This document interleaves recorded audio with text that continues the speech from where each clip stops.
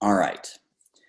So what I'd like to do, in light of the fact that we've got our breakout sessions coming on Thursday, is hold off on the celebrations. I know you guys are excited. I know it's always your favorite thing to talk about, but we'll do those on Thursday. What I want to talk about is follow up on what Teresa helped you guys with on Thursday, which is action items. Action items, accountability. What's your mission for this week? What are you working on deciding? What are you working on creating? What are you working on finishing? What are you working on operationalizing? And I want to go around and hear from everybody. And then even though we're doing the breakouts on Thursday, on Friday, in the Facebook group, we will check in. We will check in with you on Friday and see if you need any help or support or how you did with your accountability items that you're declaring and announcing and committing to and pledging to and gonna make happen this week. This is accountability 2.0 to follow up on your conversation with what you talked about on Thursday with Teresa. So we're just gonna go around real quick, and I wanna hear what you wanna work on, what you're committing to having done, decided, complete by Friday. Part of what that might be is getting some clarity from Allison on your copy during the breakout session on Thursday, get some clarity from Teresa about sales or selling or prospecting or outreach also on Thursday. But by Friday, what is going to have happened to move the needle forward and bring you one step closer to a check?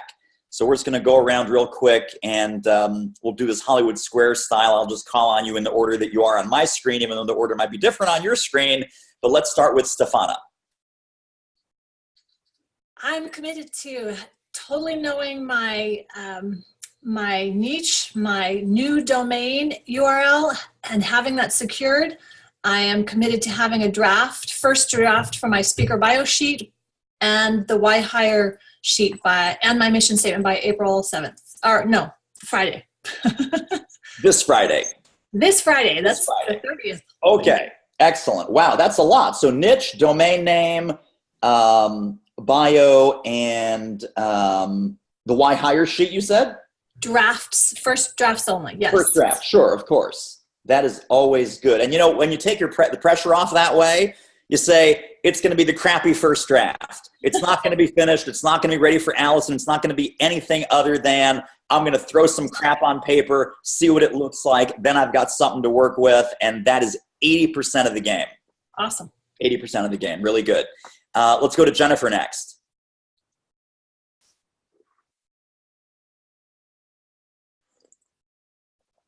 We just got to get you unmuted. It's in there somewhere. Yeah, I found it. It's different on the iPad, but I was not visible last week. You look so tall today. You look very tall. You look very, very. Well, that's because I'm in my kitchen making lunch, and it is on the countertop. I am going to do my first draft of one sheet and 7 reasons to hire. Okay, and that'll be done and locked and loaded for Friday. Yes, because next week's spring break. Fantastic. Okay, good commitment there. Thank you. And how about you, Fred? I am going to clarify my niche more. I'm narrowing it down from some of the shiny objects I've been attracted to. Right. So I'm gonna have clarification on that, and I plan to identify my my best target market for that. Okay, great.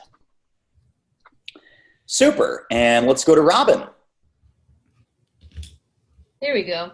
Well, from having some AR conversations with people, I've learned that in doing a return to maternity leave program, it would be really useful for it to be online so that moms can access it anytime they want. Teresa last week helped me understand some of that. So I've been working on creating 6 30-minute modules for that program. And I'm almost done with a short description of each module. And I would like to have the slides ready for the first one by the end of the week. Wow. Okay. So you're building these online modules to support and supplement and complement the speaking, and that's going to be kind of your permanent asset that you're inviting people to enroll in after they hear you speak or before they hear you speak or in addition to hearing you speak. Right. The beforehand, the planning for before you maternity leave, that's an in-person at the company, at the conference kind of thing. Okay. And then for support in returning, it makes much more sense to actually get people to engage in it if they can do it in their own time and from a computer or phone. Okay, great. Very, very nice. And new people are coming in, so my screen is shifting, but that doesn't matter for you guys. But let's go to Charles next. Like he wasn't in that spot before, but he's in that spot now. And we just got to get you. Okay, so I'm still at kind of the beginning. Like Fred, I'm rethinking all the shiny objects I've chased in the past, and really trying to dig down deep into what are really good fit clients for me, and what do I really, really, really enjoy doing. Because I start solving problems, and I just kind of get dug into a hole sometimes of having to learn totally new topics to help my clients. So. Yeah, so by this Friday, I will have a clear picture of that. Okay. And by that, we mean a decision that we can take some actionable next steps with. Yes. Okay, terrific. And let's go to Cash.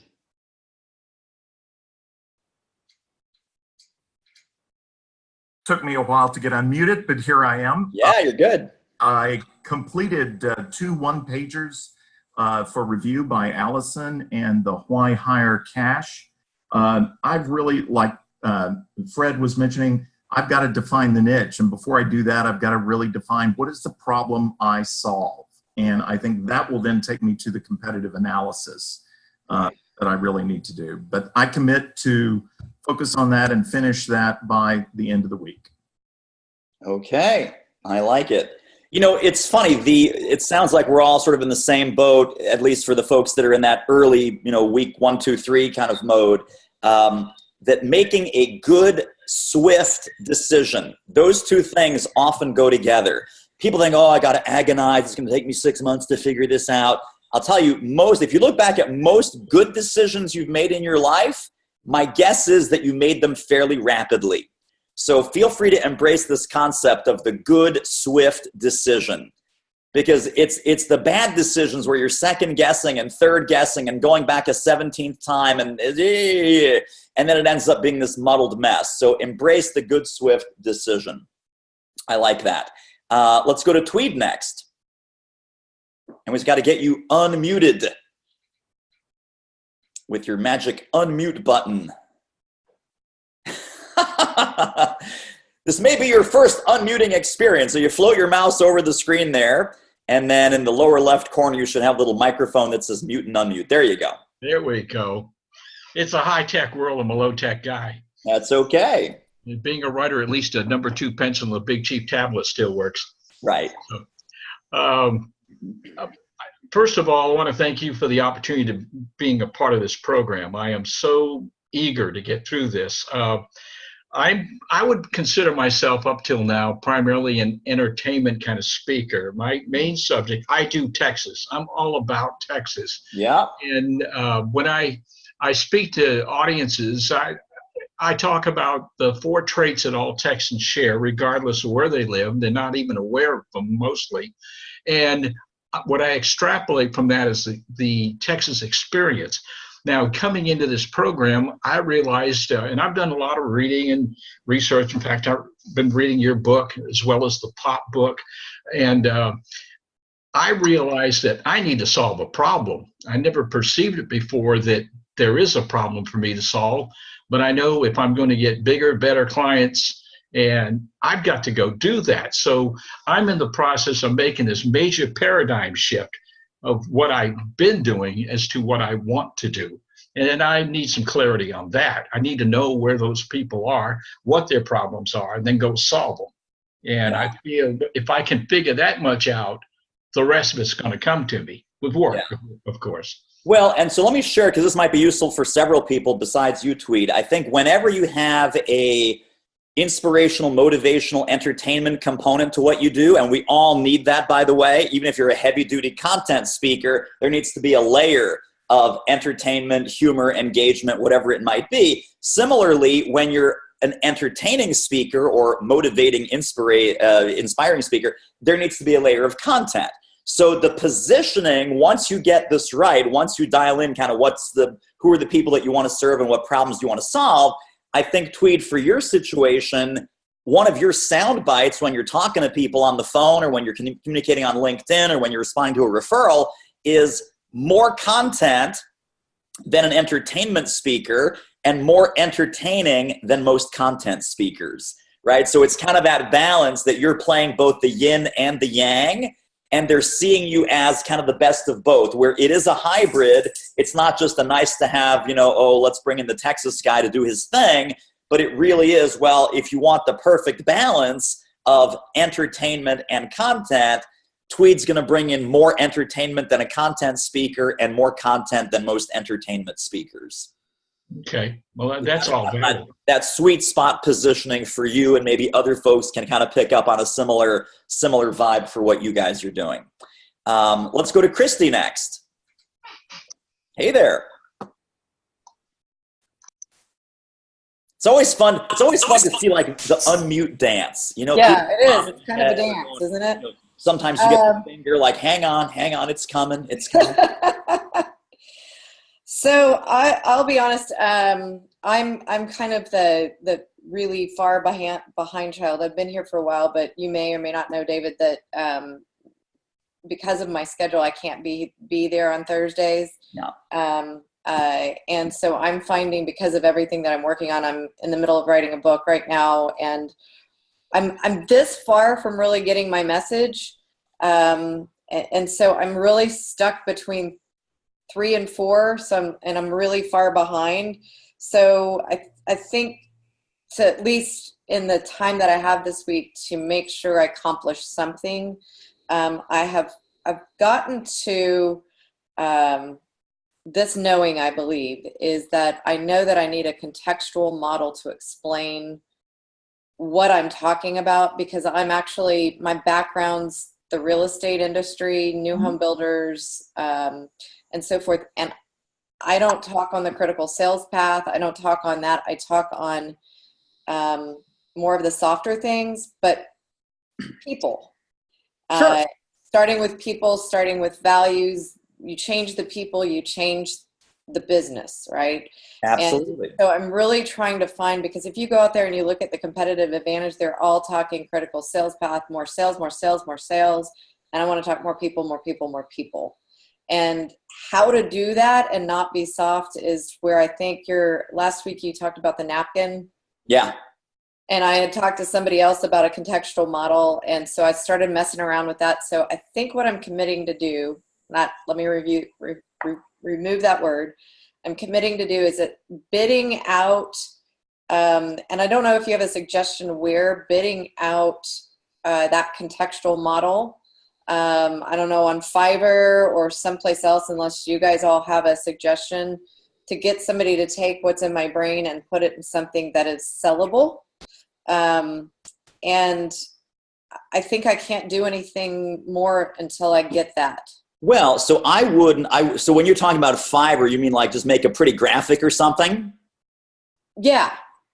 So yeah. I wouldn't worry about the polish. I mean, the polish, you can get a designer, whatever it is, if it's a triangle, a pyramid, a diamond, 4 rectangles, whatever the model ends up being.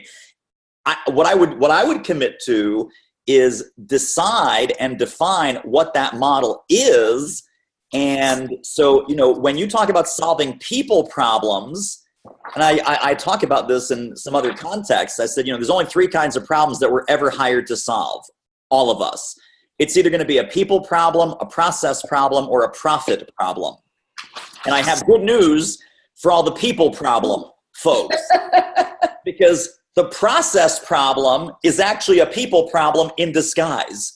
because someone didn't take ownership of that process. Someone took their eye off the ball. Someone's not connected to the goals. Someone figures, oh, that's not my job. That's not my responsibility. That's not my department. So I'm going to let that process go to hell in a handbasket. And that's a people problem in disguise. And then profit problems, right? We're spending too much. We're not making enough.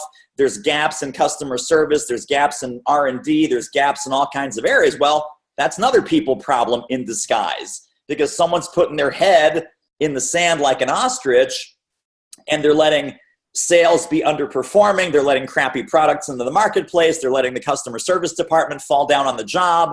They're not fulfilling the parts and service department, whatever they need to be doing.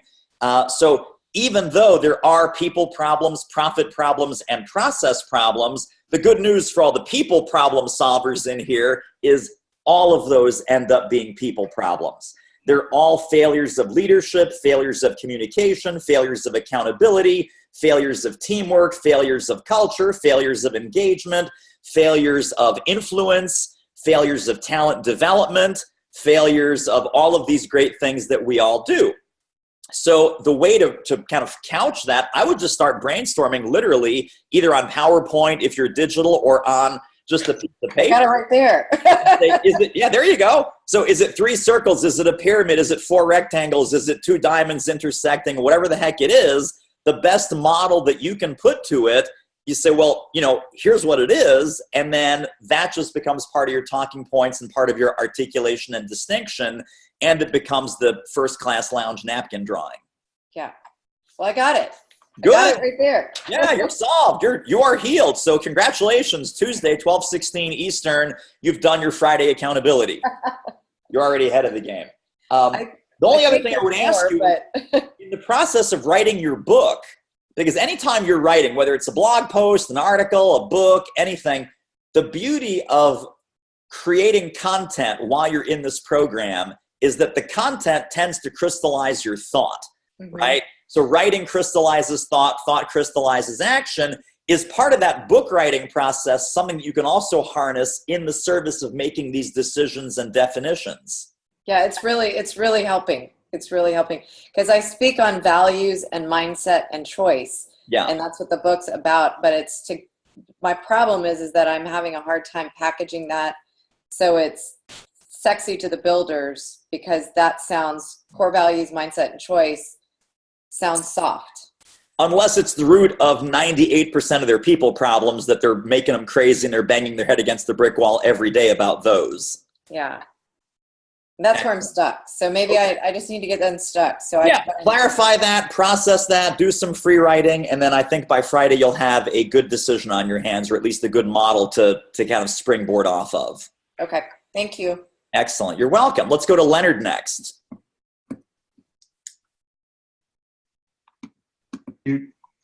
Man, did you hear me saying hallelujah? Like hallelujah, there was a shining light over my head, and I love it. Awesome.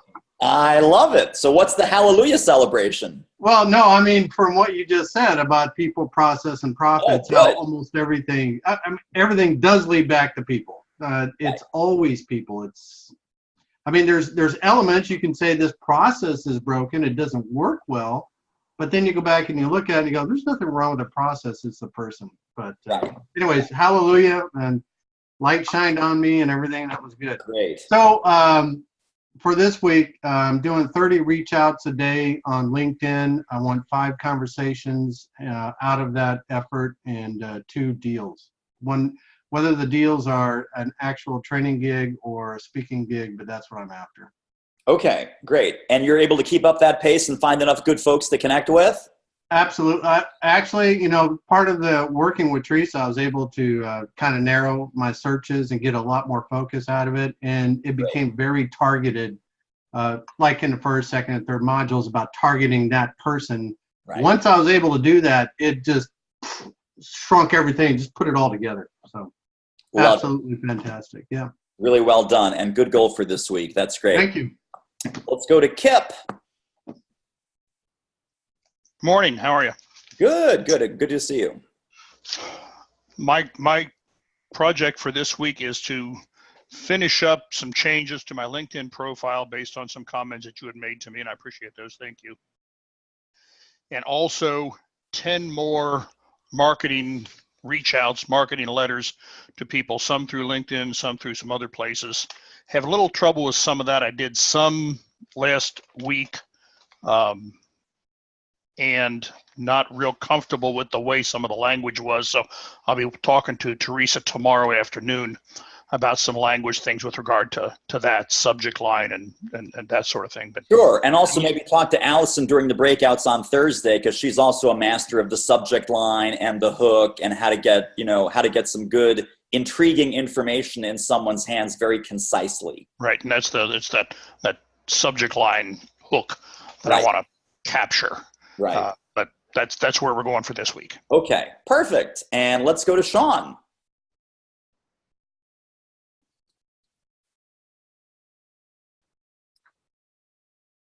Okay, hello. How are Hey you? there. Good. So my commitment for this week is I'm going to talk to Teresa tomorrow afternoon, and I'm going to come up with an email and/or / LinkedIn message that introduces me for somebody who's willing to be my advocate.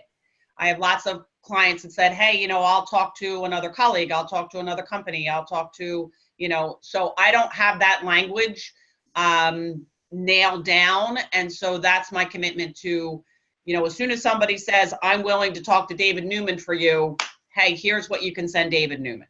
Right, and that's going to be your referral blurb. Yes, specifically, yes. right? How to construct all of that. So that's great. Yep, exactly. Very nice. Okay, let's go to Nicolle. I knew I was next. I had my finger ready to unmute myself. It was ready. The trigger finger is ready. A couple things I'd like to I will do by Friday. One being a rough draft of my LinkedIn profile. Okay. I've been talking about it. It hasn't gotten done, so I need to do that.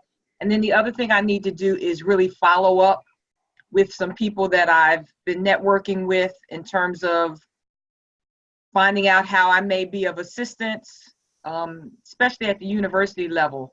Ran into some people there at a last-minute speaking engagement, and I don't want to let those opportunities get away from me in terms of doing something with the college population. Okay, great. I like that. Very nice. And let's go to Marc.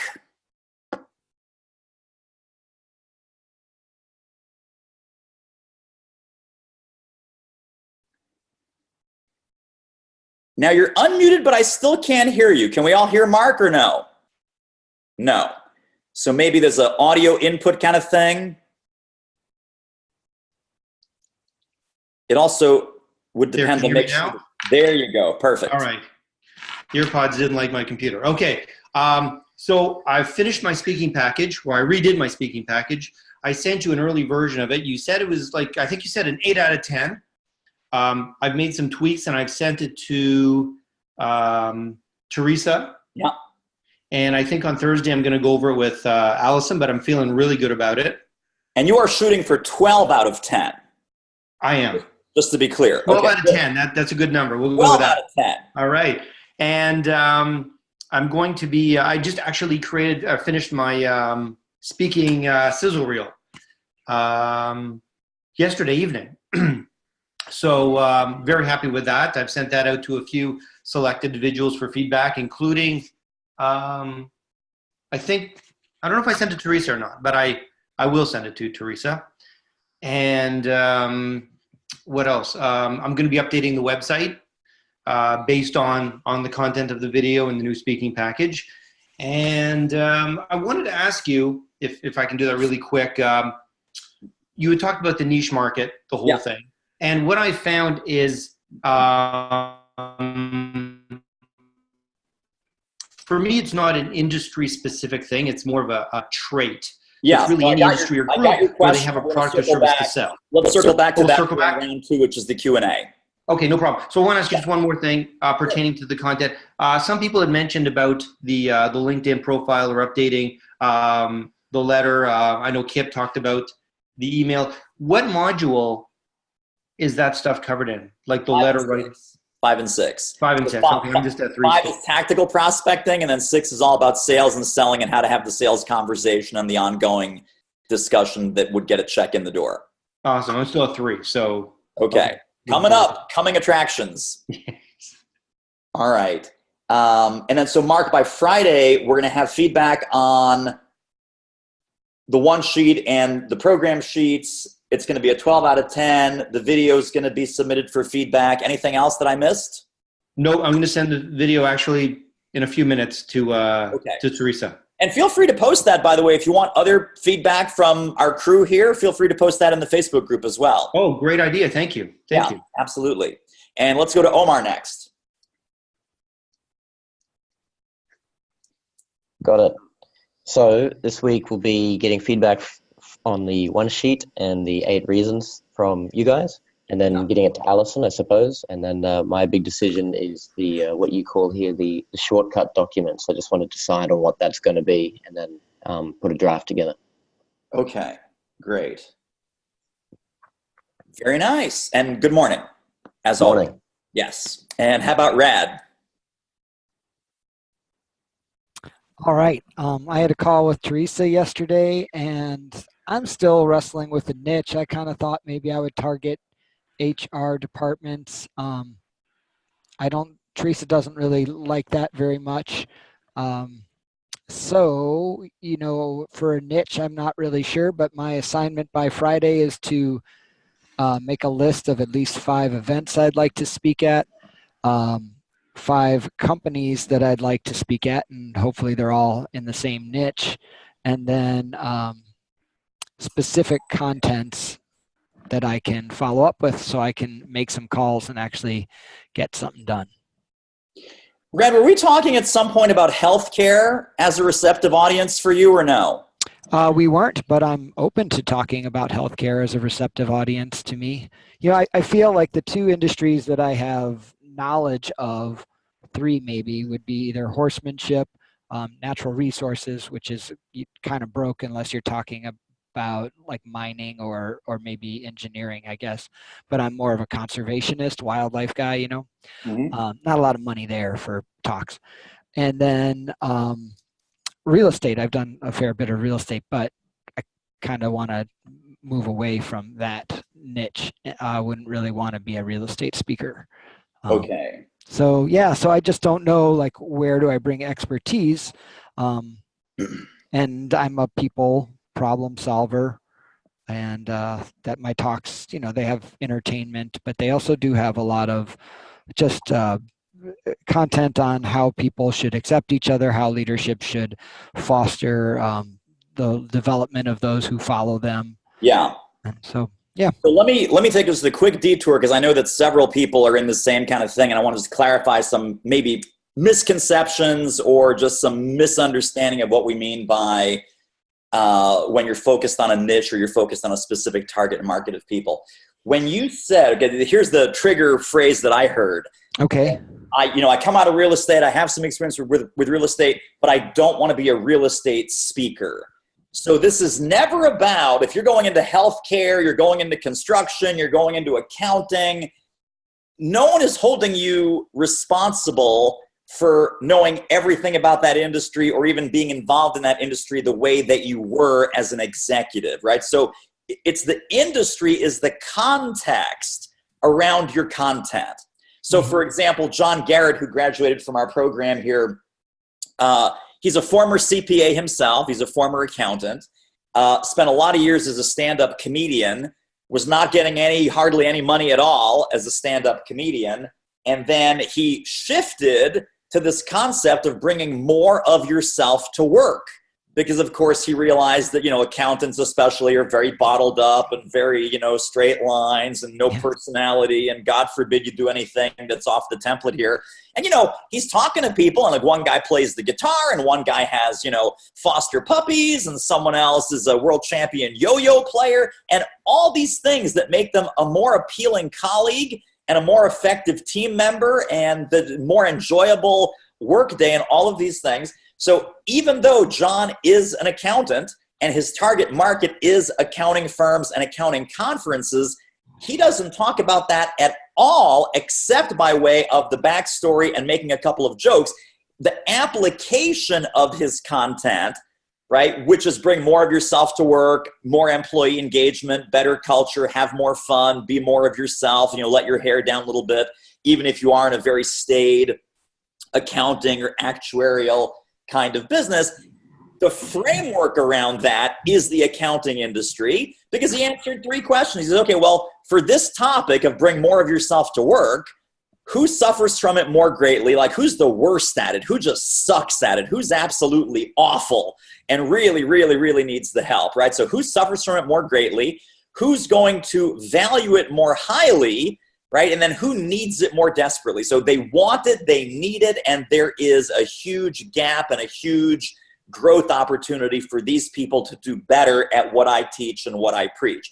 And so even though he actually hated being an accountant, he now loves going back into the accounting industry. And there's a great book about this. Maybe you guys have read it. It was big in the 80s and 90s. It's called Orbiting the Giant Hairball. And it's about this executive who worked at Hallmark Cards. Hallmark Cards, even though it's full of artists and writers, is the least creative place to work ever. It's a 150-year-old company that acts like a 150-year-old company. So this guy was getting totally burned out working at Hallmark, at Hallmark Cards. And he finally went into his boss and he said, I quit. And he was so valuable that they said, listen, we don't want you to quit.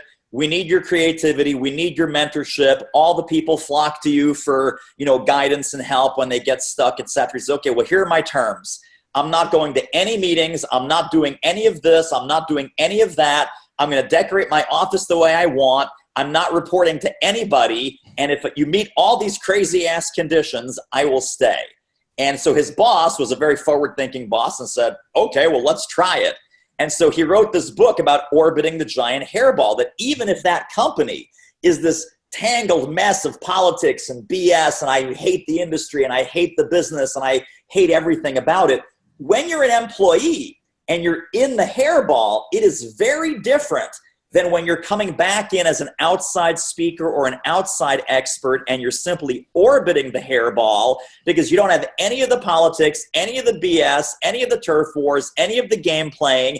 You're back in familiar territory with all of the positives and all the familiarity and none of the BS and none of the negatives and none of the crap that dragged you down when you were an employee. So if you want to escape that giant hairball, as per that book, going back in as a speaker, as a consultant, as a coach can often feel very, very different than when you were back in the trenches. So it's not even about, I'm a real estate speaker. It's, I'm bringing this concept of communicating differently with different kinds of people and bridging these gaps and solving these people problems. And the context that I'm applying that skill set in is the old industry that I used to serve or the old target market that I used to serve. So it's very, very different, and you shouldn't think of it as, I worked really hard to get away from those damn people. I come out of construction. I hate construction. I would never go back. I come out of banking. I hate banking. I would never go back. You would never go back the way that you were, but certainly orbiting the giant hairball, it can be a very, very different value proposition, both for you and for them. That's a great point. So, and if you want to pick up a fun book, you can just pick up, Orbiting the Giant Hairball on Amazon, like used for $1.23. Yeah, sounds fun. It's a good book. It is a good book, and it's kind of fun. Because he's a very creative guy. It's got all kinds of drawings and fun. It's not a traditional business book by any means. So it's worth picking up. Is there harm in just grabbing a niche and trying it for a while just so we have direction? No, there is no harm. In fact, there's a lot of good. There's a lot of good and there's a lot of wisdom to what you just said. Okay. Absolutely. And then, you kind of explore that, and, here's the worst thing that'll happen is you make money. This is your new mantra for all y'all, right? What's the worst thing that can happen when I decide on my topic, decide on my niche? The worst thing that can happen is you make money. Oh my gosh. What happens now? I'm bringing in $10,000-$15,000 a month. Who knew that would happen? Damn. Yeah. I hate that. I hate when that happens. And of course, you don't. No. So that's good. All right. Let me get back to our order here. And again, people have moved, but that's okay. Let's go to Wendy.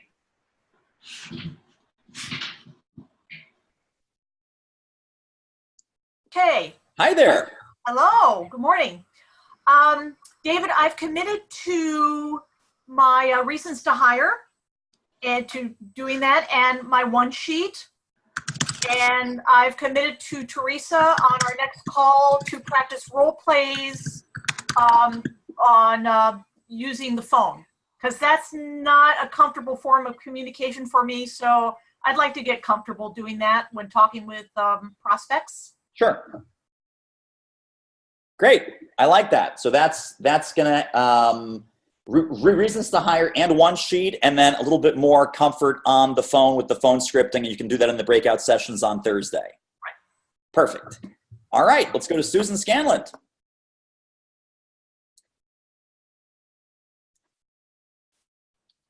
Hi, David. Hey. Yeah, Allison did review my stuff. I've been traveling, so I'm literally going to open that up today. And I think for this week, I really want to find somebody on, is it 5RR, or someone to do my graphics? Sure. Because I have potential clients, but I've just been a little reluctant to get out there before I have anything in this new market of banking.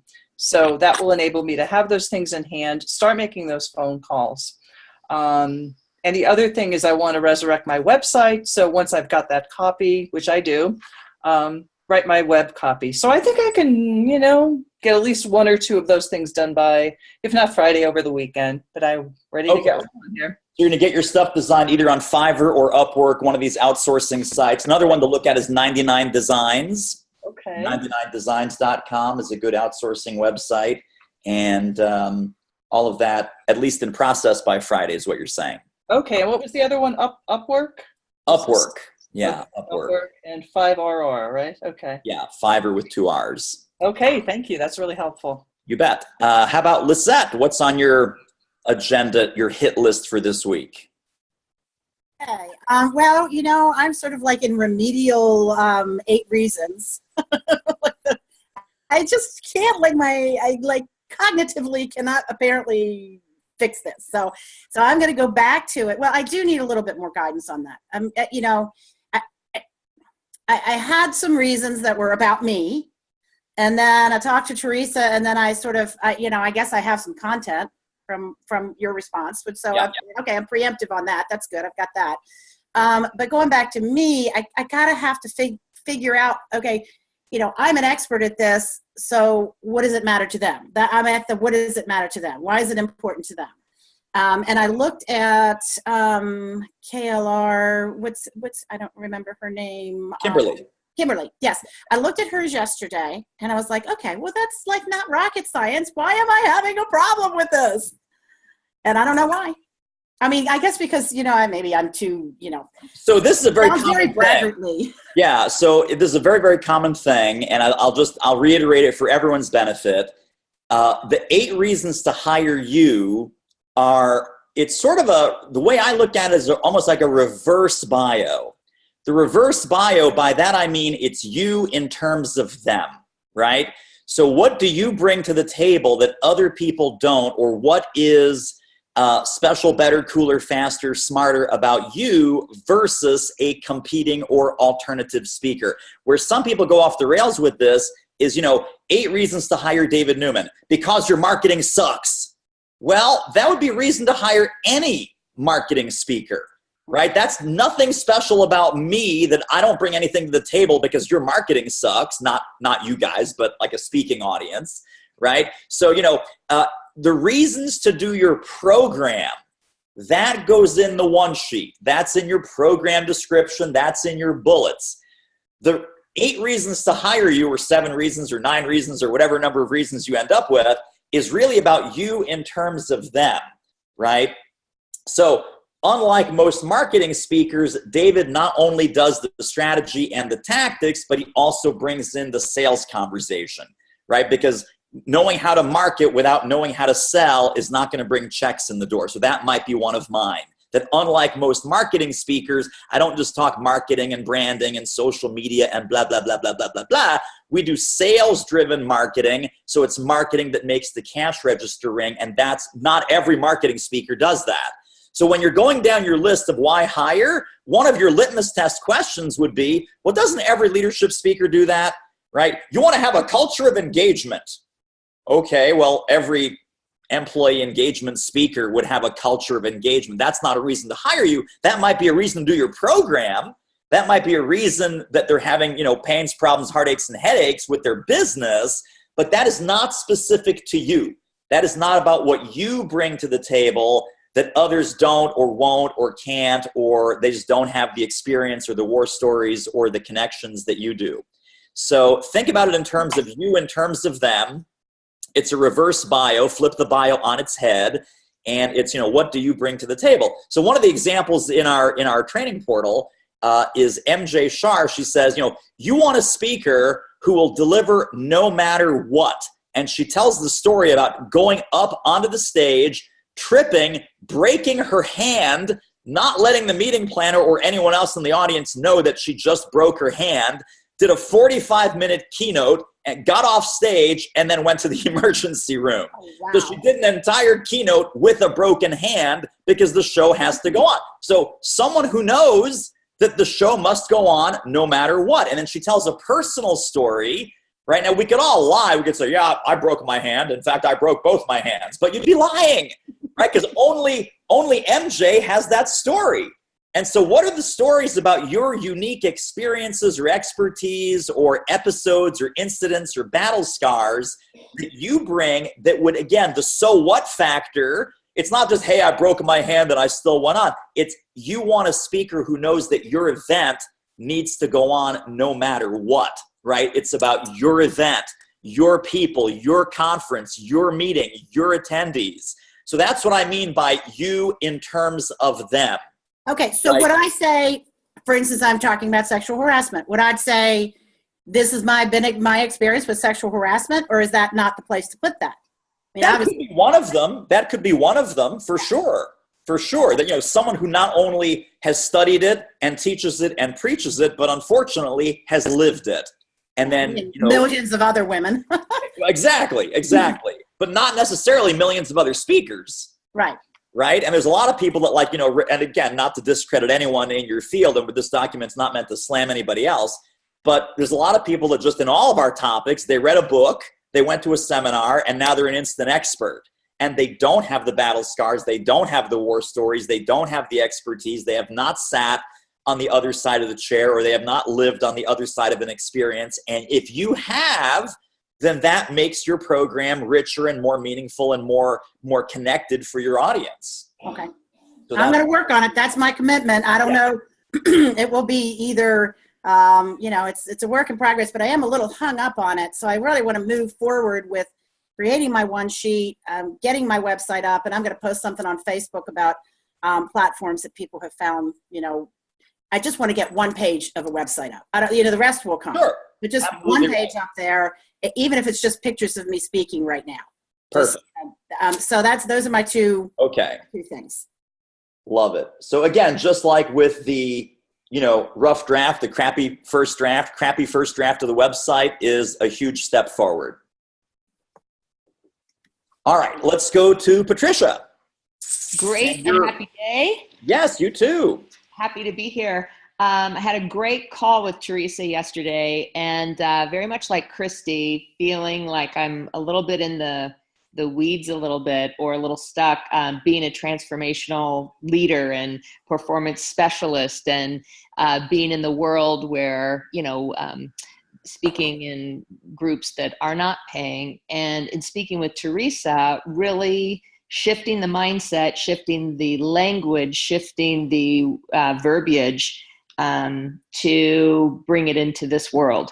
So what I'm committed to for Friday is to send over to support all of what I have currently and working with the approximately 6 months in what we developed as my, niche and as my target.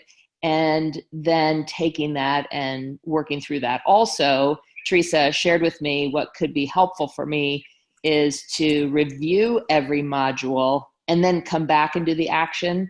I'm still in module 2 and feeling stuck that I can't move on unless I complete that or know for sure where I am. And so by moving through the modules and then coming back, believing, and this is very much how I work, it all comes together when I have the 30,000 foot view. So that's what I'm doing. Thank you so much for the orbiting the giant hairball. That is brilliant. Yeah. And, you know, we've spoken, David, about the, you know, being seen as the expert in network marketing, having 20 years experience, and being with a company and wanting to push that away, very much like, I don't want to be in real estate. I don't want to be in that. And yet people are circling back and seeing how fun it really can be orbiting the hairball instead of being in the midst of the hairball. Yeah, So, it's very, very different. Absolutely right.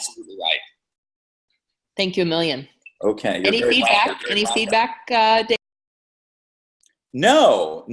I'm sorry. I just hit the mute button because we're getting some audio feedback, but no feedback on that. And I think you're exactly right that once you kind of get that 30,000 foot view, that iterative process will start to funnel things down. And you'll start to make, you know, increasingly good focused decisions, kind of going down that decision funnel of it could be this or it could be that. Let's make a decision. Let's commit. And then the worst thing that'll happen is you make money. So that's cool. I think we've got Rocco and Neil, and then we are good to go unless I miss somebody. And if I miss somebody, you'll let me know.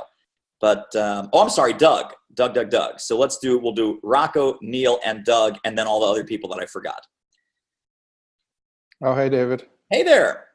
So I've got two things to complete by the end of the week. I've got, I want to finalize my verbal business card and the script for the prospect conversation on how I'm different from my competitors, and I owe you an email on that.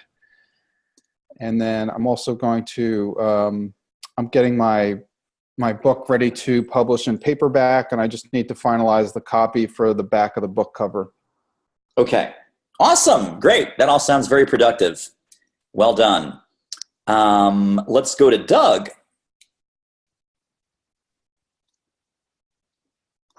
Great, thanks. Working on a good, better, best for a client, intending on having that ready this evening to present tomorrow. By Friday, 8 reasons to hire Doug, as well as looking at the copy for the programs that I currently present and rewording them so they hit specific pains of the clients and address results that I bring to the table. Great. And so you'll probably want to spend some time in Allison's breakout room on Thursday then, if possible. Great. Thank you. Get a little bonus time with her to get some of that languaging really dialed in. Perfect. I'd also like to be the hairball that people orbit. Yes, me too. It sounds like a great job. A lot less work than orbiting, right? Just be the hairball. That's right. It's our new hashtag, be the hairball. Be the hairball. And let's go to Neil. Okay, before I get started, Dave, I'd like to say thank you to the people that were on the call last week that reached out to me when I found out my father had a heart attack. Right after the call, I just hit leave meeting and the phone rang, and then we're very supportive, and I wanted to say thank you to those people first off.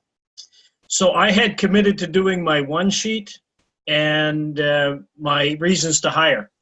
And I was laughing at the napkin comment earlier because my reasons to hire came from the napkins at the coffee shop in a hospital. And I have it done, and I've just emailed it off to the support group just as we got on the call. So I'm a little behind. I'll get the one sheet done this week and have that hopefully done by Thursday or Friday at the latest. Okay. And I love the orbiting the hairball. I have a friend up here in Canada who has a book that would be a good follow-up to that. It's called The Wealthy Barber. So if you manage to cut the hair through the hairball, then you can use that to store your money. So those are my goals, and I'll meet them by the end of the week. Okay, awesome. Very, very good. So let's go to our question queue. Those are all good commitments. I've got 2 full pages. Yes, I have been taking notes. I've been taking careful notes. And so we'll check in with you guys on Friday. And then obviously Thursday, you'll have a chance to work on some of these things. But then Friday, we'll just do a quick Facebook check-in. And you will regret what you just said today on Fridays. Oh yeah, I didn't get to, oh my God. Or you're going to knock it out of the park, get it done, make forward progress, and that's what we really want you to do. So questions, we've got Wendy, Patricia, Stephana, Marc, Brad, Charles, Doug, Rocco, and Shawn. Yeah, it's a short list, as always. It's great. It's fantastic. So let's see. Wendy says, I offer classroom behavior management, area where I'm living in a adopted school program. So walk me through the question. Just put that in your own words, and how can I help you boil down a good answer?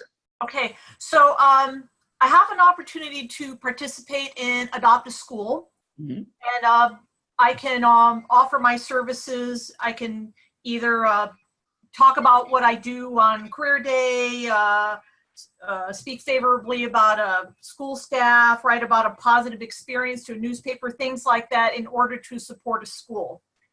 My idea of helping to support the school would be to help them with classroom behavior management, because I think most schools need that. Discipline problems and how to get the little refuseniks in line. And I would like to know in order to bring my ideas into the school, a lunch and learn format for an hour might be an appropriate way to do that, to introduce what I have to offer. So is that your major market, or are you also thinking of going into the corporate world as a better, more profitable avenue? Well, how would the corporate world profit from classroom behavior management? Well, you'd have to, that topic would need to sort of pivot and morph into something that's more applicable to a corporate audience. I'm just asking if that's part of the plan, or if you really want to stay in the education world. I hadn't thought of going into the corporate world, but I would have to say right now I want to stay in the K-12 schools. Okay. So yeah, and that's, that works. The only question, or the only recommendation I would have is, don't just do the lunch and learn and hope, right? You need to make it very, very clear that this is some sort of pilot program or a fee waived pilot if there's no money to be had. Understanding that if they love it, there's going to be a commitment, or at least some level of commitment to look at doing additional programs for the outcomes that you just described, right? For classroom behavior management, better discipline, better outcomes, better test scores, better whatever they're being evaluated on. So don't just hope, and don't just say, if I do a really good job, they're going to want more. It's like, so here's what you say. What I would almost do is, I would do, if you have 55 minutes, I would do a 45-minute program, and then I would do an inventory of problems and assets that are in this area. And this is gold for everybody. This is your magic nugget for today. Anytime that you're doing a exploratory program, strategic work session, fee waived pilot, or a fee paid pilot for that matter, you do 45 minutes of blow their head off content, really amazing, really good, really detailed. Hopefully there's a whiteboard or a flip chart in this room. And in a corporate setting, there's almost always a whiteboard or a flip chart, but just make sure there's a whiteboard or a flip chart there. And you take out a red marker and you take out a green marker. And you say, before you wrap up for today, based on everything that you shared, let's talk about some of the challenges, obstacles, and headaches in implementing what we just talked about. And then you just go around, and everything that they say is a challenge, a headache, or a problem, or an obstacle, you write down in red. Then I would draw a line, and then I would say, okay, well, if we solved these problems, if we solved the classroom discipline, the student behavior, if we solved the whatever, all of these problems, whatever the corresponding red item is, right? What would that outcome look like when it is solved? When that problem has gone away, what are the behavioral things that you're hearing and seeing in the hallways? What's in the business setting? What's happening at the water cooler? What's happening with your team? What's happening in every leadership conversation, every one-on-one feedback session? What is actually happening that would be the solution to the problem in red? And then so now you have a whole bunch of red items: problems, pains, heartaches, challenges. Whole bunch of green items: outcomes, results, right? All the problems are solved. You know, the birds are singing, the birds are cheeping, and the bees are buzzing, and everything's happy and nice. Then I would say, so take it line by line, right? Problem, outcome.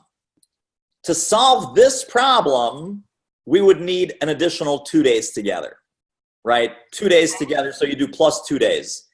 To solve the second problem, second line item, that's going to be at least a 3-month process. That's not going to go away overnight. That's going to be a sustained effort over a period of time. And wink, wink, nudge, nudge, I have a 90-day consulting package or a 90-day training program or something like that. Line item number 3, we can probably solve that in the next 30 days.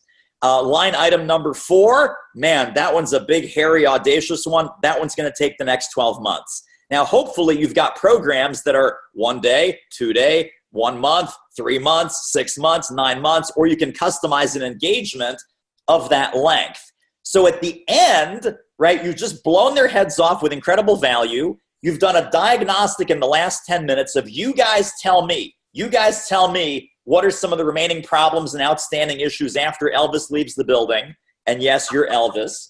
Elvis leaves the building. What else is going on, right?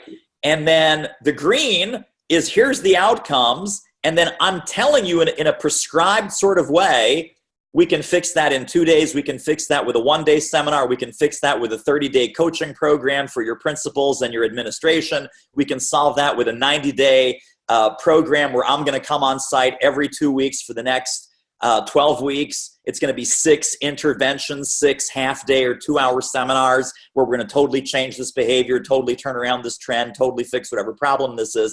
And then you say, which of these problems is the biggest priority for you to solve? Which of these problems is the biggest priority for you to solve? And pick 3.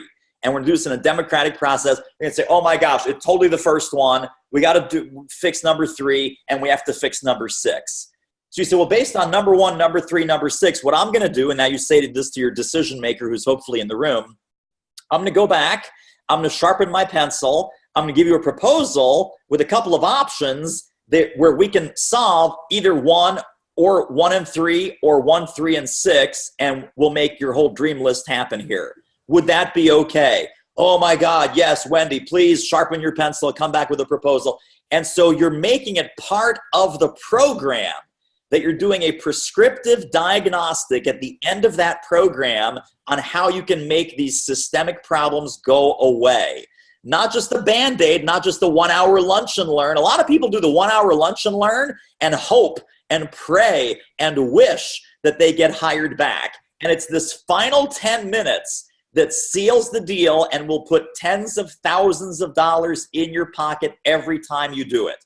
And it's with a red marker, and it's with a green marker, and it's with the, 1 day, 2 days, 3 months, 1 month, 30 days. So 30 days from now, that problem can be gone forever, right? If we book a 2-day deep dive intensive workshop with your entire faculty, with your entire staff, that entire problem will never rear its ugly head in the school district after having 2 days with me. Same thing with the 1 month, the 3 months, the 6 months, the 12 programs, whatever it is. Now, when they go, oh, the 12-month program is $54,000. Well, yeah, the 12-month program is $54,000. Where can we get creative with the budget, right? What other pools of money can we start to tap into? And then you can say, is there someone in the community that's already sponsoring a sports team? Is there a parent that has already taken out the full-page ad in the yearbook? There are sponsors in the local and regional community. Do you think the Chamber of Commerce would get involved? Do you think we can get other school districts to chip in and share the cost of a program like this? So now is when you get all kinds of creative about the financing. The financing is not a question of if, the financing is now a question of how, right? Where can we go find these pools of money to make this program happen? And that's how I'd approach that quote-unquote free lunch and learn, which might end up putting $50,000 in your pocket. Wow, Dave, that just sounds totally awesome. That last 10 minutes, a red marker and green marker is just totally blows my mind.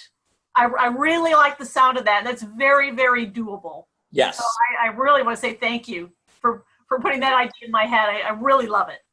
Good. And again, this is applicable for everybody. I've seen people do this with leadership, customer service, sales, talent development, you name it. It's, this is kind of the sharp tip of the arrow where you're doing, they think they're getting the solution to the problem, and what they're actually, because you can't really solve any problems in an hour, no matter what, no matter how good you are. But you're doing the solution, right? You're describing what the problems are, you're describing what the solutions might be, and then you say, by the way, if you want to really get serious and roll up your sleeves and tackle these things, here's what it's going to take. And it's not going to be like a quickie 1 hour program. It's going to be more of a sustained solution over a period of time. Awesome. Thank you. Yeah. And Fred's already going to staples.com. He's got the red markers and the green markers being shipped to his house as we speak. All right. So Patricia's asking, I'll be attending a conference where there will be thousands of people whom I can ask what their biggest challenges are. What approach do I suggest? So tell me about who's going to be at this thing and what's the premise of your participation. Yes, and first of all, standing ovation on the last comments. Thank you a million, truly. Yeah. At this conference, it's a 3-day conference, and I will not be speaking at this particular conference. However, I will be immersed in, again, with thousands of people who I will be speaking to in future conferences to come, who are in sales, who are in leadership, building organizations.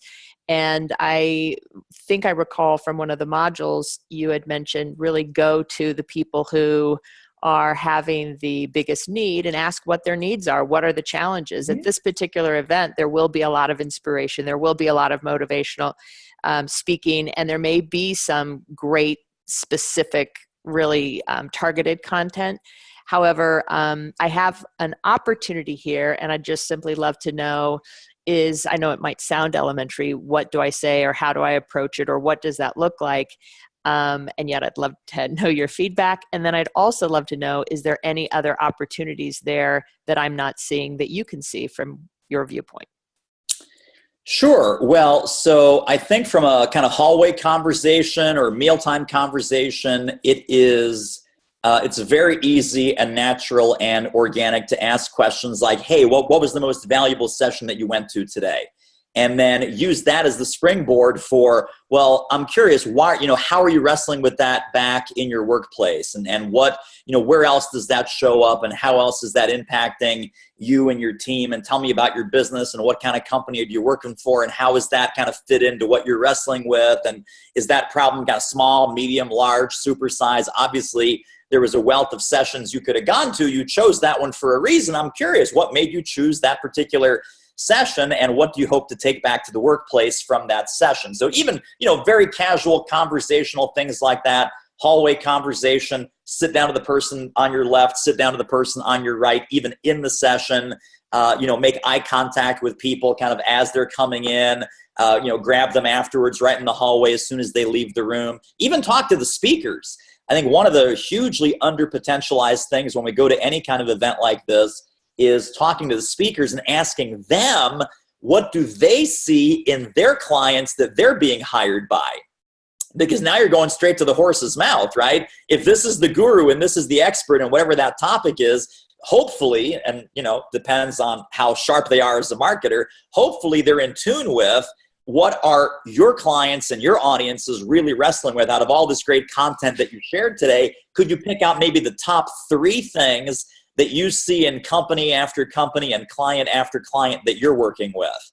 And then have them tell you, because they've got the aggregated experience, right? The audience members might be executives or might be other consultants or other, service providers that kind of have a limited experience. But if they're, if this is the sage on the stage, and they speak to lots of audiences and lots of groups on this topic, they might be the repository of the patterns and the trends that they're seeing in their own business and in their clients' businesses. And then that becomes kind of a double listening campaign, because now hopefully they've done their homework and they can be an articulate messenger of this message. And then they're reporting to you kind of a summary or an aggregate snapshot of, here's why people bring me in. Because the number 1 thing that makes them crazy is this, the number 2 thing that makes them crazy is that, and the number 3 reason is this. And out of those 3 reasons, that covers 90% of the reason that my phone rings, is what a speaker might tell you. If they're less articulate and more of kind of just a, then you just move on, and hopefully you have another conversation with the next speaker or the next table partner, the next, lunch partner, breakfast person that you're sitting next to. But I would never fail to even go out, and you're probably more comfortable with this than I am, because I hate doing this. I just hate people. I'm not a very nice person. I hate sitting next to strangers and striking up a conversation. But every time that I go to an event, I actually force myself. I say the only reason I'm here is not only for my own professional development, but to take a temperature of the room. And I look at that as part of my job when I'm in an audience, as a civilian, not as a speaker.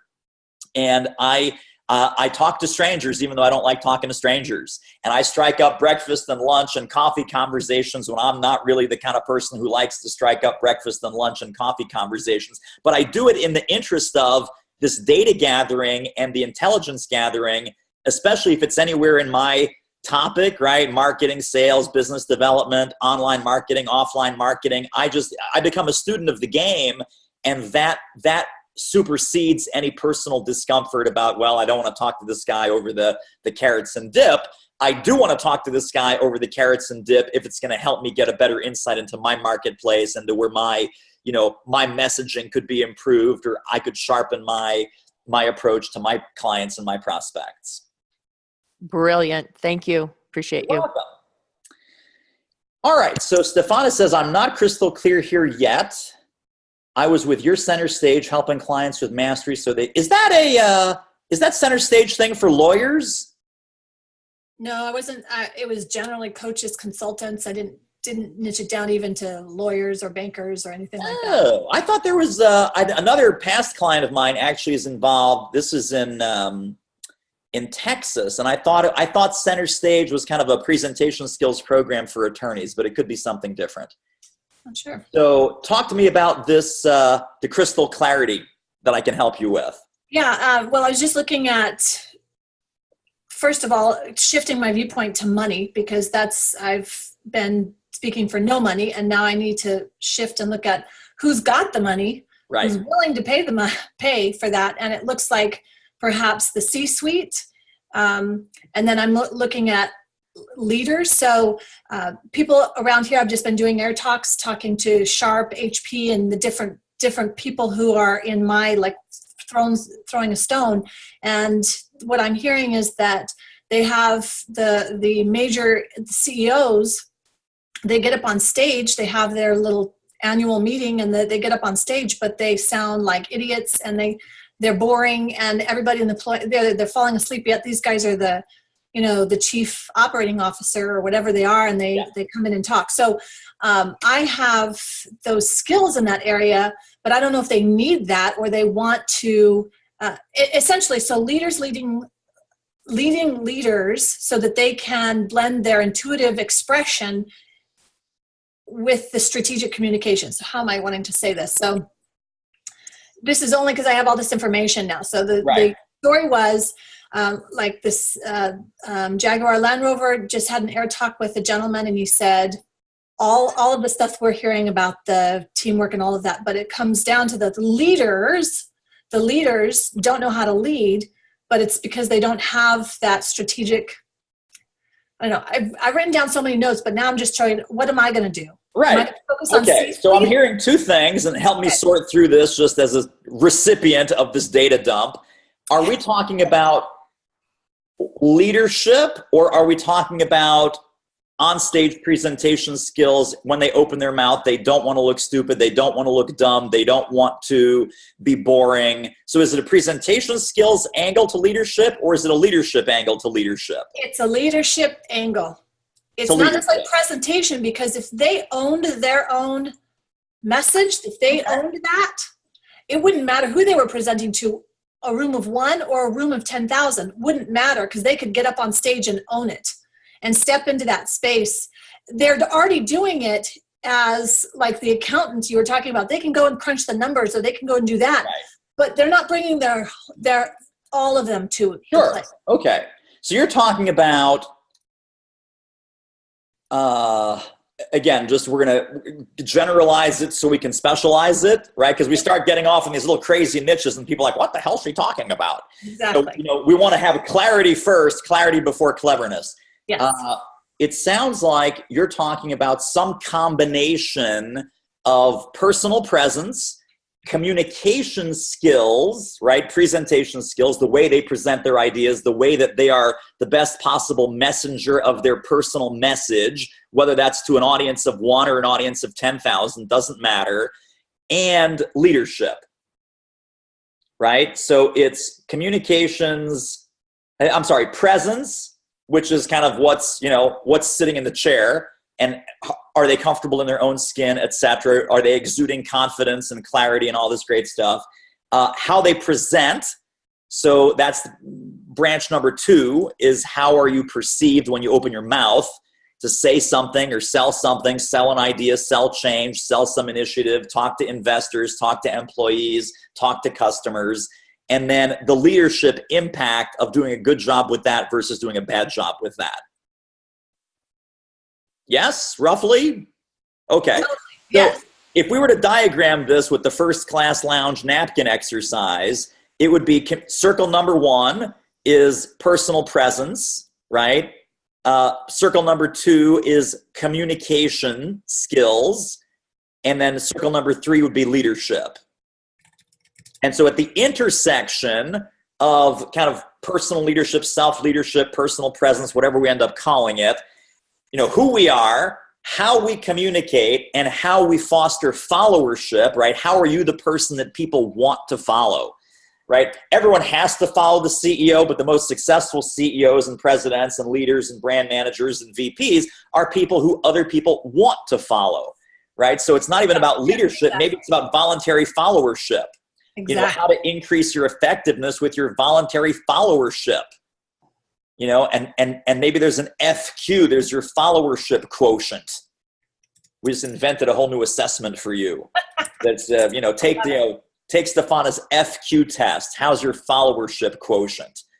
And that's about how well you communicate, how well you own your stuff, how well you own yourself, how well you own your leadership, how well you own your messaging, right? It's about being authentic and transparent and real, even when you're delivering bad news, because that's where a lot of this shit hits the fan, pardon my French, is when you have bad news to deliver. There's some ethical problems. There's, God knows, with the sexual harassment, the drug use, the opioid crisis. There's all kinds of, product recalls, Volkswagen lying about the emissions. I mean, it goes endless. It's endless. It's not just about this problem or that problem or this trend or this trend. It shows up everywhere, every single day in the news.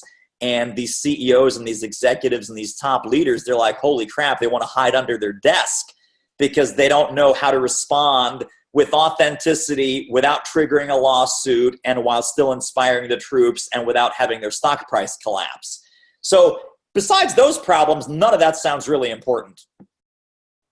Besides, the collapse of the Western economy as we know it. So, I'm not sure who wants to spend money on that, but I think we can probably find a couple people. Does that make sense with those 3 areas? Yeah, yes, exactly. Yes. So I would just zero in on that, brainstorm that, noodle on that, freeform that, whiteboard it, index card it, just noodle around with that. And let's see where we end up on Thursday. And then we can workshop that a little bit further, either with Allison's help or with Teresa's help or with both. Okay. Thanks. You're welcome. So Marc, past speaking gigs have come from all over the place regarding target market. And you started talking about this when we were doing our commitments. Go ahead and kind of dig a little bit further into it. I think a lot of what we talked about today, of course, about deciding and defining we kind of let the cat out of the bag. But if I can help you further, please say so. Okay. So everything I've been hearing has been absolutely awesome, by the way. This is definitely one of the better classes I've seen in the last little bit. They're all good, but this one is really this one's a home run. This one gets an A+, right? The rest get B+, sometimes A-. This one's like A+. All right. Well, when you put it that way, it doesn't sound very good, does it? But yes. That's okay.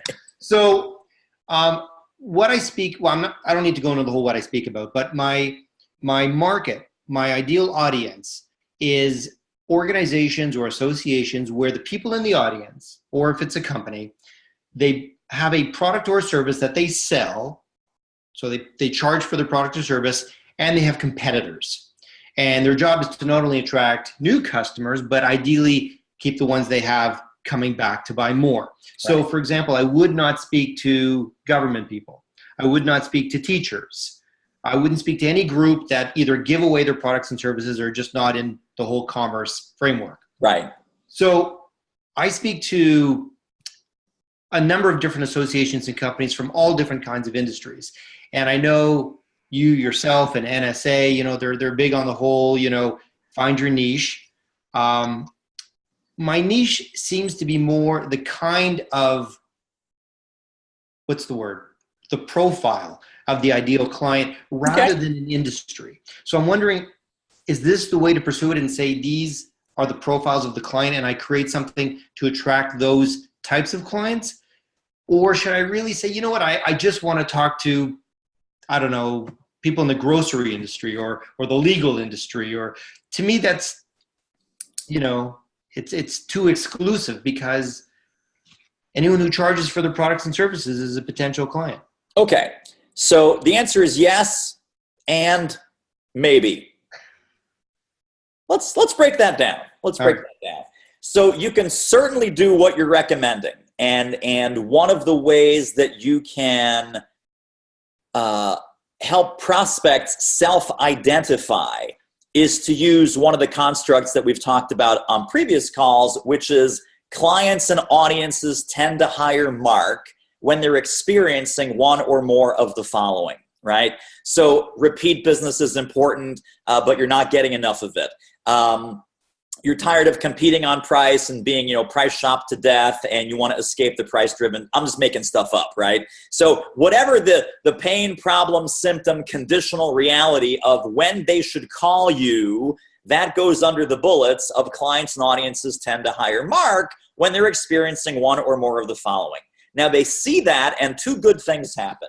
Number one, it is specific enough, it is situational enough where they go, oh yeah, we have that, and we have that one, and we have that one, and oh my God, we're always wrestling with that one.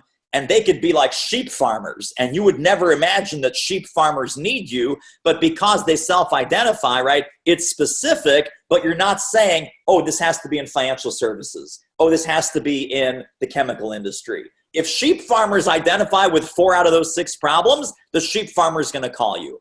So that's the yes part. The and part is understanding the mantra that you want to target what you want, and you can always take what comes. So anytime that someone says, well, it could be any company that has any kind of product or service that they want to sell more than once, they want to keep their customers, they want repeat and referral customers, they want to keep customers for life, etc. That's very, very broad. You can then say, okay, well, that's what's on the website. That's what's on the speaker sheet. That's what's going out in my marketing material. But just so you're not boiling the ocean and you're not making yourself crazy, you say the pockets or the industries that I really want to get in front of are A and B and C. And I'm going to spend 100% of my proactive, self-directed marketing and sales activity to get in front of conferences and associations and companies in areas A and B and C, and that is it. If other people come to me because of a website, because they heard me speak, because they picked up my book, because they got my speaker packet, because they saw a video on YouTube, perfect. I'm willing to talk to anybody. Anybody who self-identifies, raises their hand and say, hey, I have the problem that Marc solves, you will take their call. I'm not saying that you turn checks away at the door and say, no, I'm sorry, you're not in my niche. I couldn't possibly take your $10,000 check. You will always take the $10,000 check if it's a good fit, if the topic matches their need, and so forth. But in order for you not to make yourself crazy and try and market in 17 directions at once and throw all kinds of confetti against the wall to see what sticks, it would help if you make some decisions and definitions about, right after you've done your situational kind of trigger event list, you look at that list with a critical eye and you say, okay, well, what industries would typically have these problems more so than the rest, right? So clients and audiences tend to hire Marc when they're experiencing one or more of the following. You got your 6 bullets, and you're like, wow, that does kind of sound like the grocery industry. That does kind of sound like the chemical industry. That does kind of sound like the, fast food restaurants or whatever it is. I'm just making stuff up here. Yeah. What if I don't know though? Now, those people are more likely to resonate with that set of bullets. So let's spend most of your proactive marketing time trying to reach out and build relationships with them. Right. What if I just don't know? Then the magic is you do the definition that first way and you let your niche find you and you don't worry about it. I knew you were going to say that. I knew it. I knew you were going to say let your niche find you. Yes. Because that's how it happens. That's totally how it happens. By the way, I didn't set out to do what I'm doing today, just in case you guys are curious. I spent a lot of time doing corporate training, corporate consulting, corporate workshops and seminars. And I'll tell you the story very quickly because it's a perfect example of how your niche finds you.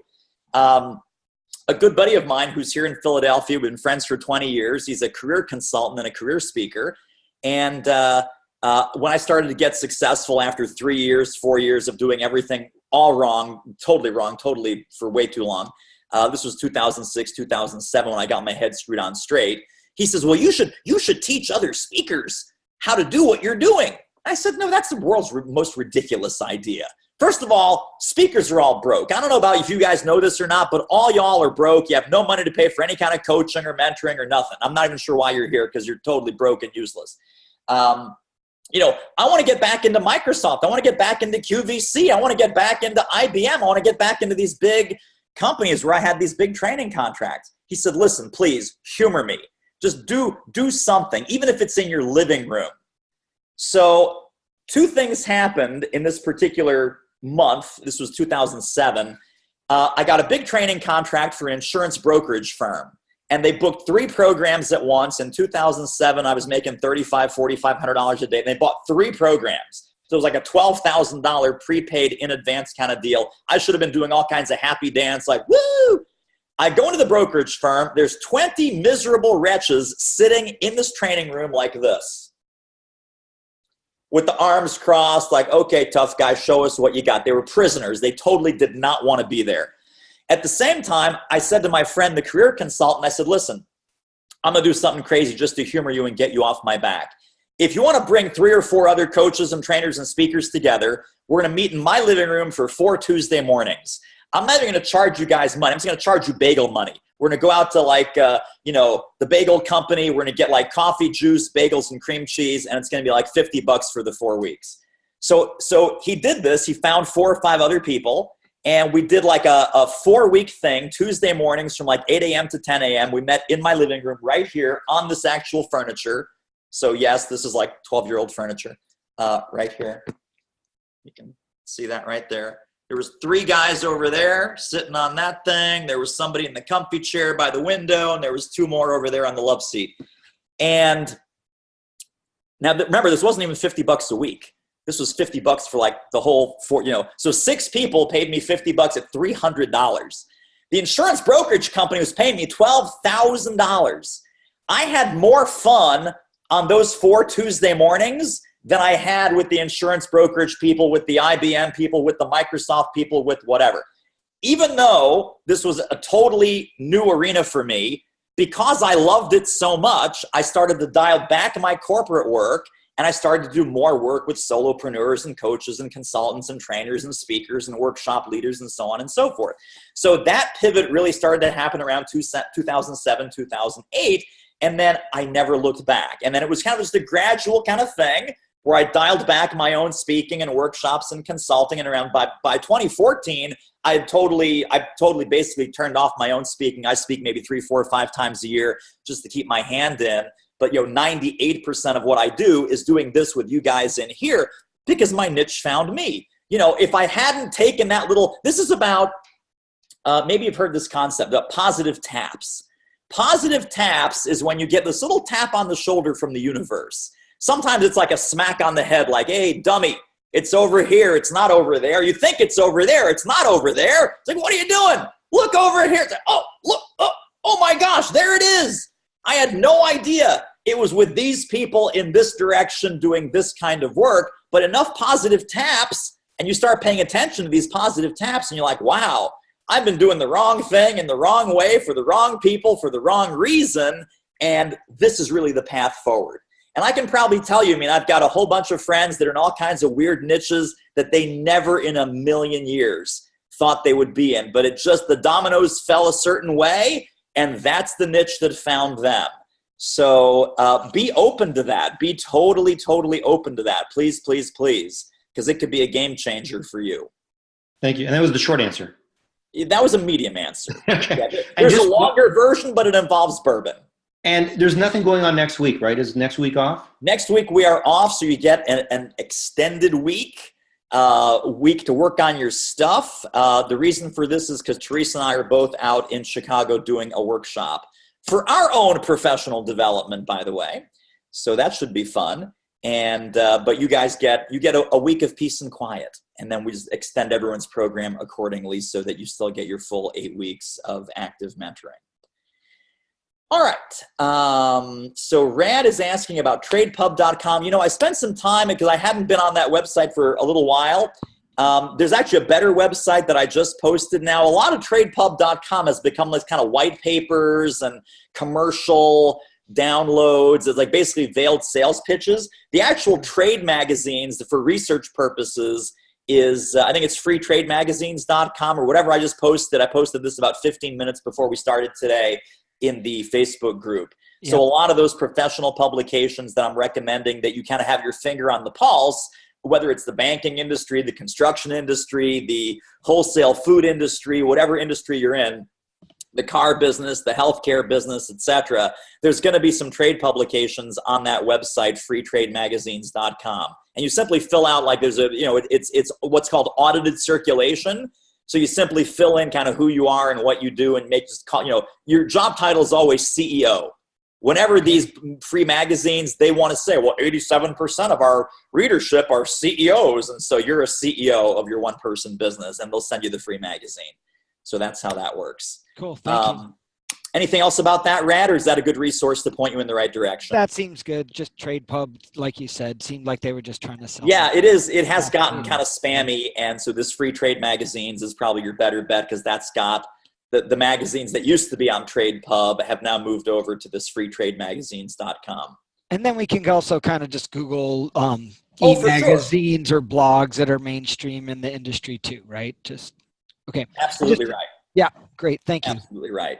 Well, and you know, it's funny. I asked Morgan a few weeks ago because, of course, we want to keep our finger on the meetings industry, right? So the meetings industry, the events industry, Successful Meetings Magazine, Corporate Meetings Magazine, Association Meetings Magazine. We just went on a subscription spree. And so now we're getting some of those subscriptions coming in, both with the paper copy and the electronic copy, because of course, whatever industry we're in, we're also in the meetings industry. And so knowing about trends and knowing about sort of kind of what's happening in the association meetings world and the corporate meetings world is also a form of self-education. You can get a lot of that for free on their websites. You don't need the paper magazine. But you know, don't forget to tap into that as well, because there's just a wealth of information out there about what's happening with meeting trends and what they're looking for in speakers, what they're looking for in programming. And if you can tie into that and kind of speak that language of currency, that just makes you a much more in-demand quantity. Thank you. And Tweed is asking about shifting. And again, we've had a couple of this kind of the theme here is a little bit of shifting and pivoting and reorganizing.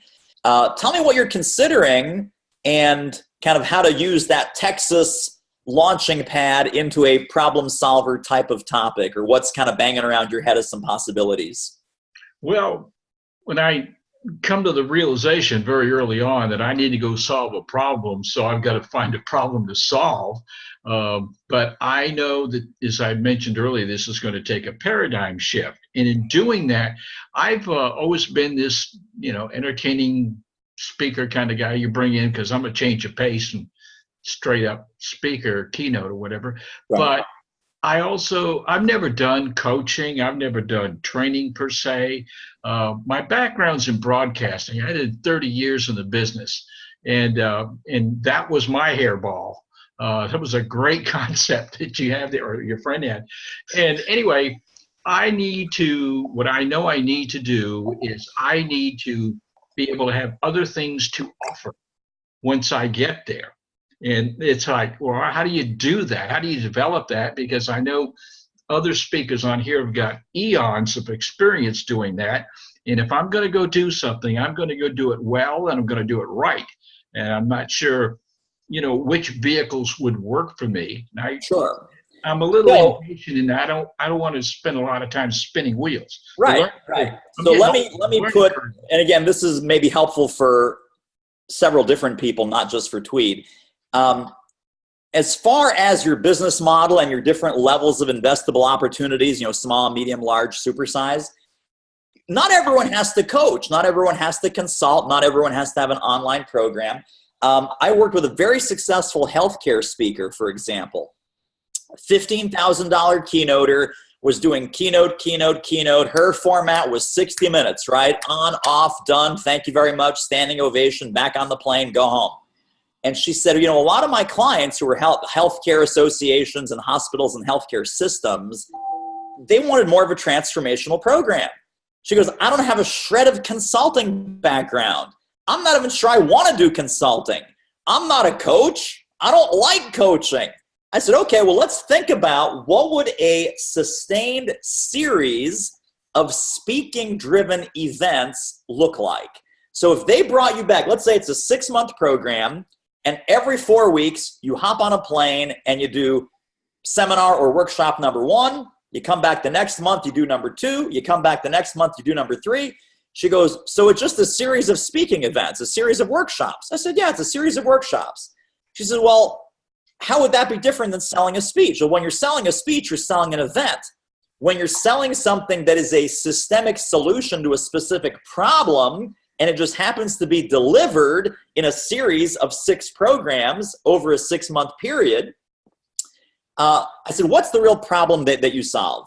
And she says, nurse recruiting and nurse retention. So her keynotes are all about it. It's called Self-Care for Healthcare. She's a very successful speaker. Her name is Leanne Tiemann. She's in the Speaker Hall of Fame and had been doing this for 25 plus years. Again, not a shred of consulting background. I said, take this to a couple of your favorite hospital CEOs and chief nursing officers that you've done your 1-hour program for. And maybe they've brought you back several times, and they're both clients and they're somewhat friends. And ask them, what would a sustained program like this, number one, would it be valuable? And what outcomes would it have when it comes to nurse recruiting and nurse retention? Or even, is nurse recruiting and nurse retention even a big deal? Like, would they spend more money on this? And so she found out that they would spend a ton of money on this. They are spending a ton of money on this. And then I said, well, that's interesting. Who are they buying this from?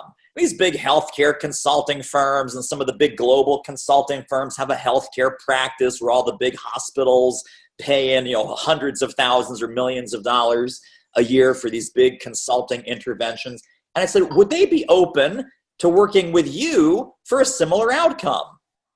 Yeah, I think they would. And they all responded really warmly, and they all said this was a great idea, and they're all kind of waiting for my next step. And she said, but how would I charge for this thing? I said, well, so who are you going to sell this to? And she says, well, typically I sell either to the chief administrative officer or the chief nursing officer of the hospital or the healthcare system. And I said, do you have any idea what is the spending limit that they can write a check for before they have to go to the CEO of the hospital or the board? And she says, no, I do not. I said, here's your job. You need to find out. And so she went back to 3 or 4 of her chief administrative officers and chief nursing officers and said, hey, when you see a program, when you see software, when you see some professional development that you want to buy for your team, what's the upper limit that you can spend on your own authority without running it up the flagpole, without taking it to the CEO or taking it to the board of directors? The number came back pretty consistent. It's around $50,000. I said, fantastic. Well, Leanne, you know what we just found out? We just found out that you have a 6-month leadership development program for nurses and nurse managers. We found out that it's 6 one-day workshops, and we found out that it's going to be bundled and packaged and priced at $48,500. And she starts laughing. She goes, it can't be that easy. Like, what? You're just pulling this out of thin air? I said, no, I'm pulling it out of your research, and I'm pulling it out of your prospect's mouth. So I said, let's find these first 4 or 5 clients that want to pay you $48,500. Within 6 months, she landed 3 of them. Within a year, she landed 6 more. And she had never, ever done any sort of sustained program, any kind of coaching, any kind of consulting, any kind of anything. She's playing to her strength, which is, let's do a program, let's do a workshop, let's roll up our sleeves, let's have some fun, let's solve some problems, let's do some exercises, let's do some stuff. In between, so here's all she added. It was 6 one-day workshops delivered over a 6-month period. I think she shot like a 5-minute video once a month. She actually hired this out to a contractor, to an instructional design person, said, make a 1-page leader's guide that they can introduce the video, and make a 1-page participant questionnaire. It's literally on an 8.5 by 11 piece of paper, right? Maybe 4 to 6 questions about how will you apply this strategy. The next time you're with a patient, the next time you're with a family, the next time that you're doing this, the next time you have a one-on-one with a direct report, the next time, how will you apply this particular module, module 3, little 5-minute video, right? The next month, they get another video, they get another worksheet, another leader's guide, and then at some point during that month, she comes back for session number 2. And you do that 6 times, and they pay $48,500, and she's now had it, because this was a couple years ago, she's now had multiple clients repeat, where they not only did it 1 year, they then said, well, Leanne, we want to keep this going. And can we pay you another $48,500 to come back and do this for year 2? And maybe they take a little bit of a break, or they put a 3-month break on it, come back, if they did, for example, September to March, right? Let's take a break. Let's start this up in June, and then let's do June to December. So they can stagger it. They can get different people involved with different timetables. All of which involved no actual consulting, no actual coaching, no actual anything other than what she was already great at doing and loved doing. It was repackaged and reformatted to a delivery mode that she was already very comfortable with. And the solution and the outcome of it was packaged as it was a consulting outcome to a speaking or a workshop product. And that made all the difference. That made all the difference. So you can have, and again, this applies to everybody, whether you're mainly training, mainly coaching, mainly speaking, mainly consulting. Just take that example, play to your strength, repackage it, reframe it, so it has a much longer lifespan and much longer legs as far as the impact for the client company. And you never have to leave your strength. You never have to say, oh, now suddenly I have to learn all these consulting skills. No, you don't, right? All she did was speak, shoot some videos, have some worksheets outsourced, and boom, $50,000 package. So now that takes some work, and it took some dedication of her to sell it and to be brave enough to have that number leave her mouth and all these other great things. But, between the 3 programs within 6 months and the 6 programs within the first year, and then the repeat business, we're talking about $500,000 within 18 months of just doing this program over and over with the repeat clients and everything. And it totally changed her business model from, $15,000 to $30,000 a month to significantly more than that. Wow. That's got the wheels grinding. I know. So there you go. So percolate on that. And it does not have to be as hard as you might be thinking. There you go. Thank you very much. You bet. And then, Charles, I actually reposted something for you in the Facebook group about that 7 tips for the naming, especially if you're wrestling with that. You said you've gone through that a couple of times. I would just go back and use that article that I tagged you inside the Facebook group. It's different. It's not the article that's inside the training portal. I think it's from Inc. magazine or one of these magazines that I found, and people had, I think it was Lisette that was wrestling with this earlier. And so she's in there, you're in there, and that I think will help clarify your decision-making process quite a lot. I read through it. My problem is I come up with too many ideas, and I think instead of too few. And as soon as I decide on one, it goes back to a decision-making thing. Right. I'm trying to read the label from the inside of the bottle, and it's not working so well. Well, even if you keep your name as the domain, it's really just about the market-facing brand or the market-facing program title that's really important. People that lose a lot of sleep over the company name, I wouldn't worry about the company name. It's about what's that market-facing program.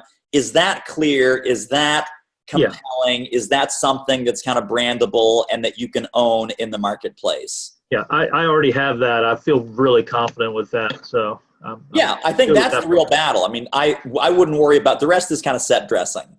Okay, thanks. Yeah.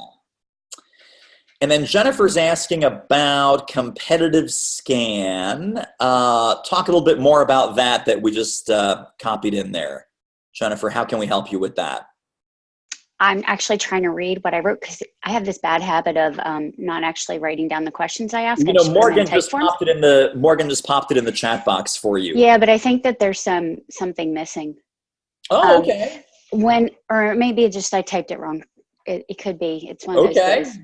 As you can tell from the baseball hat, sweatshirt, and scrubby jeans. I'm looking at competitive scan, and I had originally went through and I looked at conferences where I wanted to speak. And so I backed into the speakers and looked at who was speaking at those conferences and kind of topics that they have.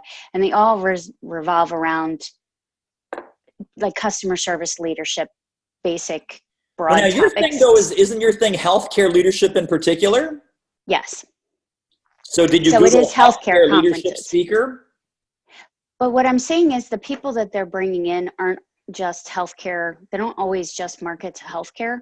So I'm trying to make sure that I'm targeting the right people to get my 10. Yeah. And so I stopped at like 3. Yeah. So I would, even when you look at some bureau websites, because bureaus are tricky. They're tricky. They will put a generic leadership speaker into their healthcare leadership, as well as their sales leadership, as well as their customer service leadership, as well as, every flavor of leadership. It's like, well, you want to have Josh Linkner, you want to have Mark Sanborn, you want to have this one or that one. It's like, well, no, you don't, because those are generic leadership speakers, and they simply cram them into all those categories because they might, as you're saying, the healthcare associations might want a generic leadership speaker. Now, again, because you want to zig where others are zagging, you can say, I do healthcare leadership all day long, right? I am the drop dead specialist. You can bring in all kinds of generic leadership speakers, but if they don't know what it's like to work in healthcare, they don't know what it's like to herd cats, they don't know what it's like to lead scientists and doctors and nurses and medical professionals and blah, blah, blah, blah, blah, then guess what? They're probably not ideally suited to speak to your group.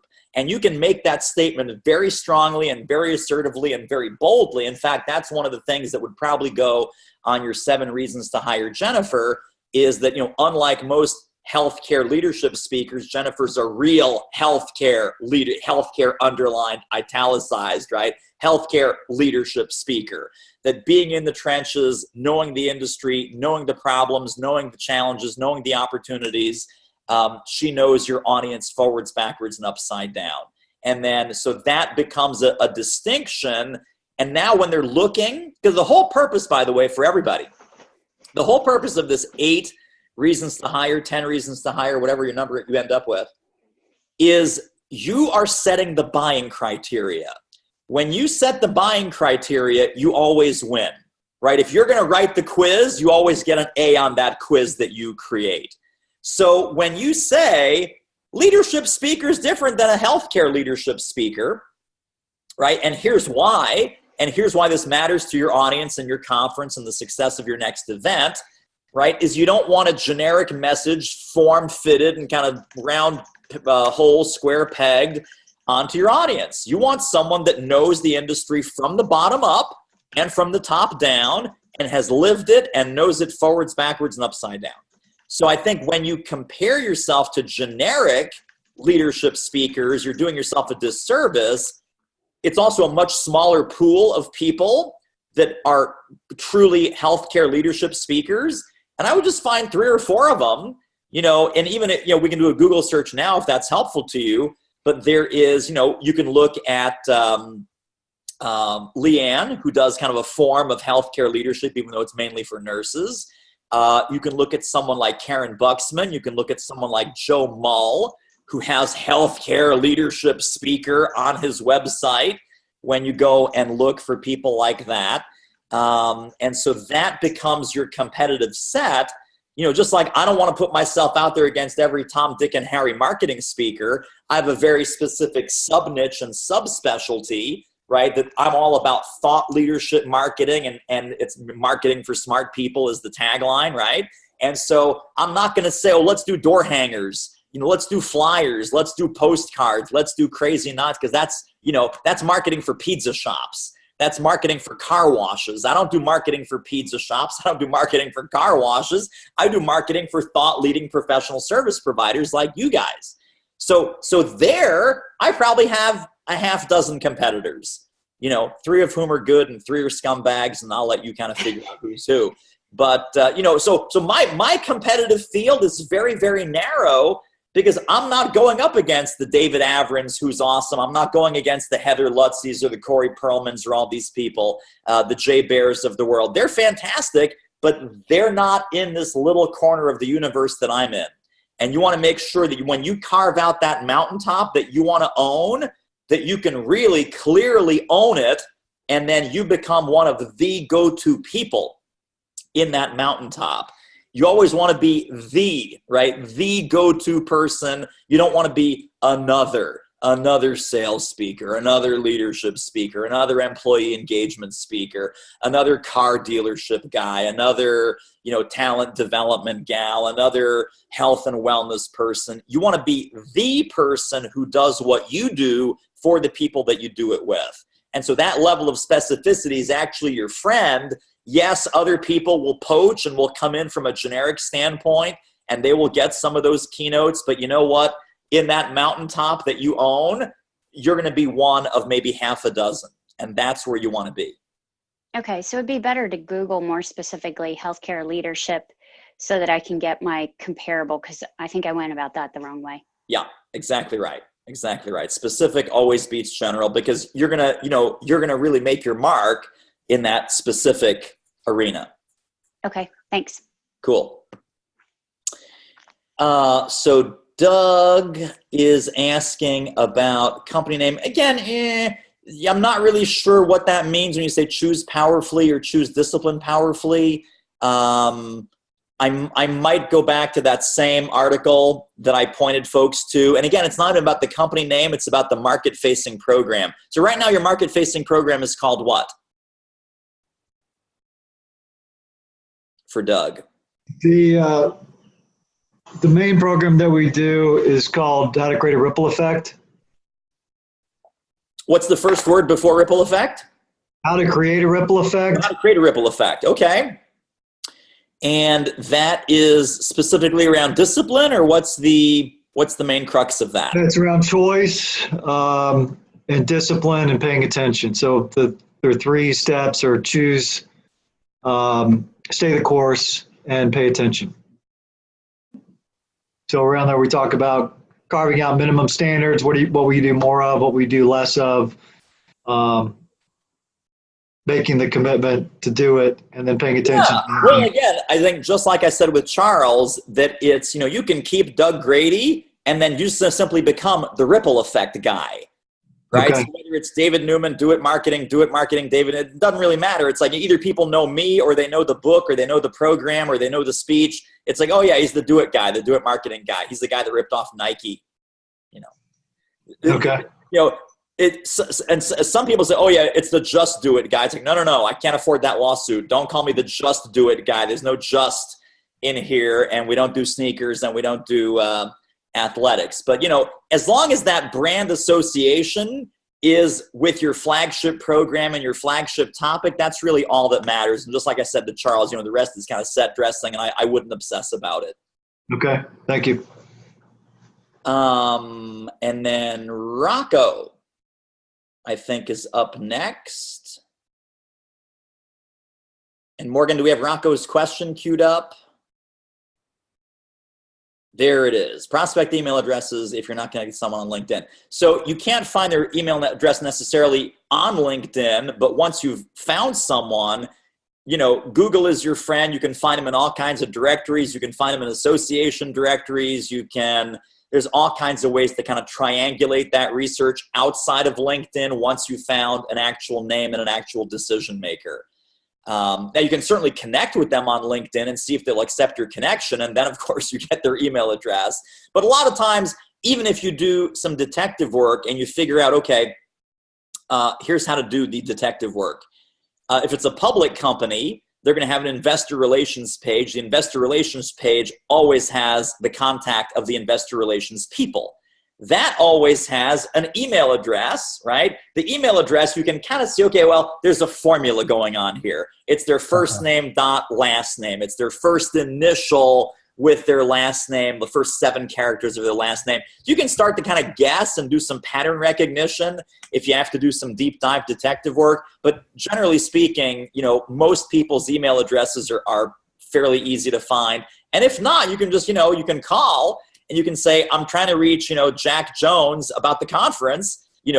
Might you share his email address or his phone extension with me? And just call the main number of the association or the group or the conference, and then they will more often than not tell you because you're calling about the conference, and that's a stone cold true statement. So it's generally easy to find some folks there. And then even has some great resources from the team here about hunter.io and emailchecker.net. So there you go. Yeah, that's what I was looking for. Yeah. So there's all kinds of little fun hacks, and there's the old school, digging around research, and I was using some of these cool tools.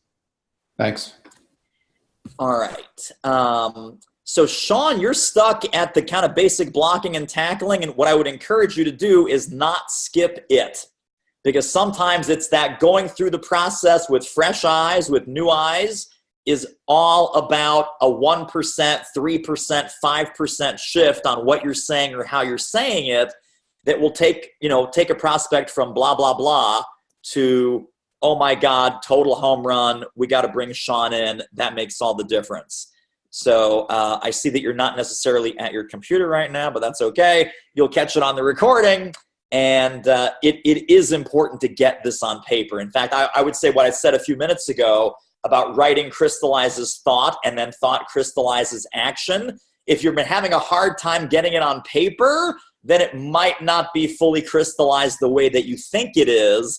And you might be kind of sort of in the neighborhood for the last 20 years. And now is the time to really dial it in. And now is the time to really sharpen that tip of the arrow so that it becomes a very compelling, very specific message.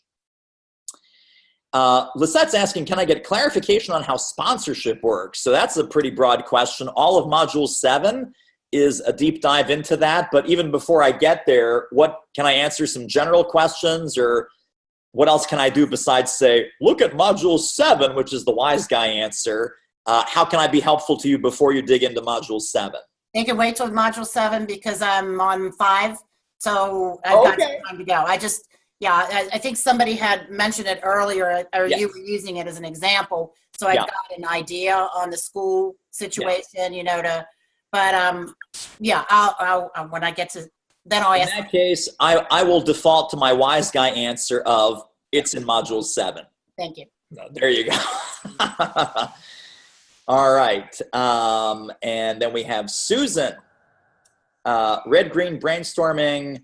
How would that work if you're meeting with 1 or 2 new clients together on the phone? Can we do something graphic like that on Zoom? Oh, that's interesting. Well, I think it is. It depends is the answer. Is this a first conversation you're talking about? Really, like a second one. It's kind of in the niche I've been working in now with the pharmaceutical industry, but they're interested in using me in a different capacity than just speaking on dementia. They need me to help their sales reps get into nursing homes, and I know that territory because I've been working in it for 3 decades. So one of the vice presidents of that, in that industry, wants to talk to me on the phone this week about, how I can help them with their communication, with their marketing, speaking the lingo of nursing homes. So he might get another person on the phone. So I didn't know if it's just a casual conversation or should I really try to dive in like you had just talked about earlier today with that red-green, how can we take it from here? What are your problems? How we can fix them? Maybe I for would the say it's a judgment call. So the definite answer I can tell you, it really is not appropriate for a first conversation because they're not really invested yet. They're not committed yet. They have, it's a very, very new relationship. You haven't built the trust. You haven't built the case, so to speak. I would say somewhere I'm almost leaning towards third conversation, but depending on the substance and the depth of how much you've already talked about, it's either an early second conversation or it's definitely in the third conversation. Like definitely in the third conversation, you can do this. And I would just bring up a PowerPoint and just, so when you're talking with them, you can either prepare the PowerPoint. What I like to do, I'll just bring up a blank PowerPoint. I said, listen, guys, let's just brainstorm this out loud. And I didn't have anything prepared, but because you said that this is a problem, this is a problem, this is a problem, it'll help me clarify my thinking on what we're tackling together if we just make a list. And then you fire up the 2-column PowerPoint format, right? You highlight it, you make the left column red, you make the right column green. You say, what was the first thing you talked about? Oh, so lack of trust and just financial services. Okay, great. Number 2 is, potential PR disaster. Number 3 is Number 4, number 5, anything else, anything else, anything else. Good, good, good, fine, great. Now, let's say these problems are solved. And they're not going to be solved overnight, but let's just kind of mind map what that would look like once these problems are solved, once these problems go away, or at least they go away for you. If they go away, number 1, when that is solved, what does that look like? And then you write down their words in green. Number 2, when that problem is completely gone, completely taken care of, what does life look like? What does this problem look like? What is not happening? Or I'm sorry, what is happening then that's not happening now? Right? What are the outcomes? What does life look like on a day-to-day? Well, we're never worried about this, and we have a sterling reputation, and we become the go-to company for X, Y, and Z. Fantastic. And so, well, here's what I'd like to do. Let me take this slide and let me sharpen my pencil and figure out some ways that we can accomplish some or all of these things in the next 3 to 12 months. Do I have your permission to do that? And then you say, well, yeah, Susan, that would be great. And then basically you take that and then you can create a proposal that is small, medium, large, and supersize, maybe like a $10,000 one-day program all the way to like a 6-month super duper palooza kind of program. And you can reference, right? This would solve problem number 1. This would solve problems number 1 and 3. This would solve 1, 3, and 6. This would solve 1, 2, 3, 4, 5, and 6. And it's a 12-month program and it's $142,000. Woohoo! Yay, fantastic. And then you send that along and you say, let's get together again. Maybe it'll be a Zoom call, maybe just a regular phone call. And, you guys tell me where your thinking is at, and we can do some of this, we can do all of it, we can do none of it. And when you say we can do none of it, that becomes such a ridiculous non-option. It's like, no, let's leave this fester. Let's let this problem get a whole lot worse before it gets any better. But when you're open to no, it drives them to yes. Right? So we can do some of it, we can do all of it, we can do none of it. I just want to walk you through what I had in mind based on what you shared with me during our second meeting. And then that's when you get the buy-in, and that's when this magic really takes hold. Wow. Brilliant. Brilliant. I love that. So you can do the same thing, but just, have your PowerPoint open and it's like your flip chart, but it's on your Exactly.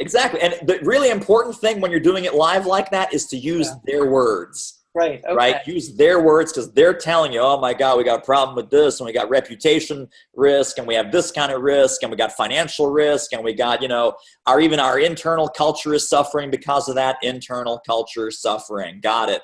What's the next thing? What's the next thing? What's the next thing? You might end up with 2 slides. You might end up with 2 slides of red, green instead of just 1. It might not fit on a single slide.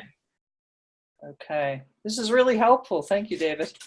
This is one of the better sessions. I have to admit, this is like an A+ right here. No, that's great. Because if you're not in front of them, and with all these new clients, I'm not going to have the opportunity. Right. Many of them will not be in Scranton, Pennsylvania, so I'm going to be, looking all over. Great, thank you.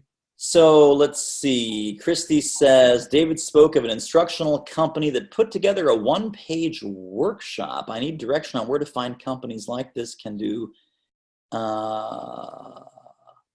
Soft copy. Oh, you mean like a PDF? Yeah. So it's any of these outsourcing sites are fantastic. So Upwork is the one that I use the most because all the people are rated and scored, and you can see how many jobs they've done, and you can see their rating, and you find fantastic people on Upwork.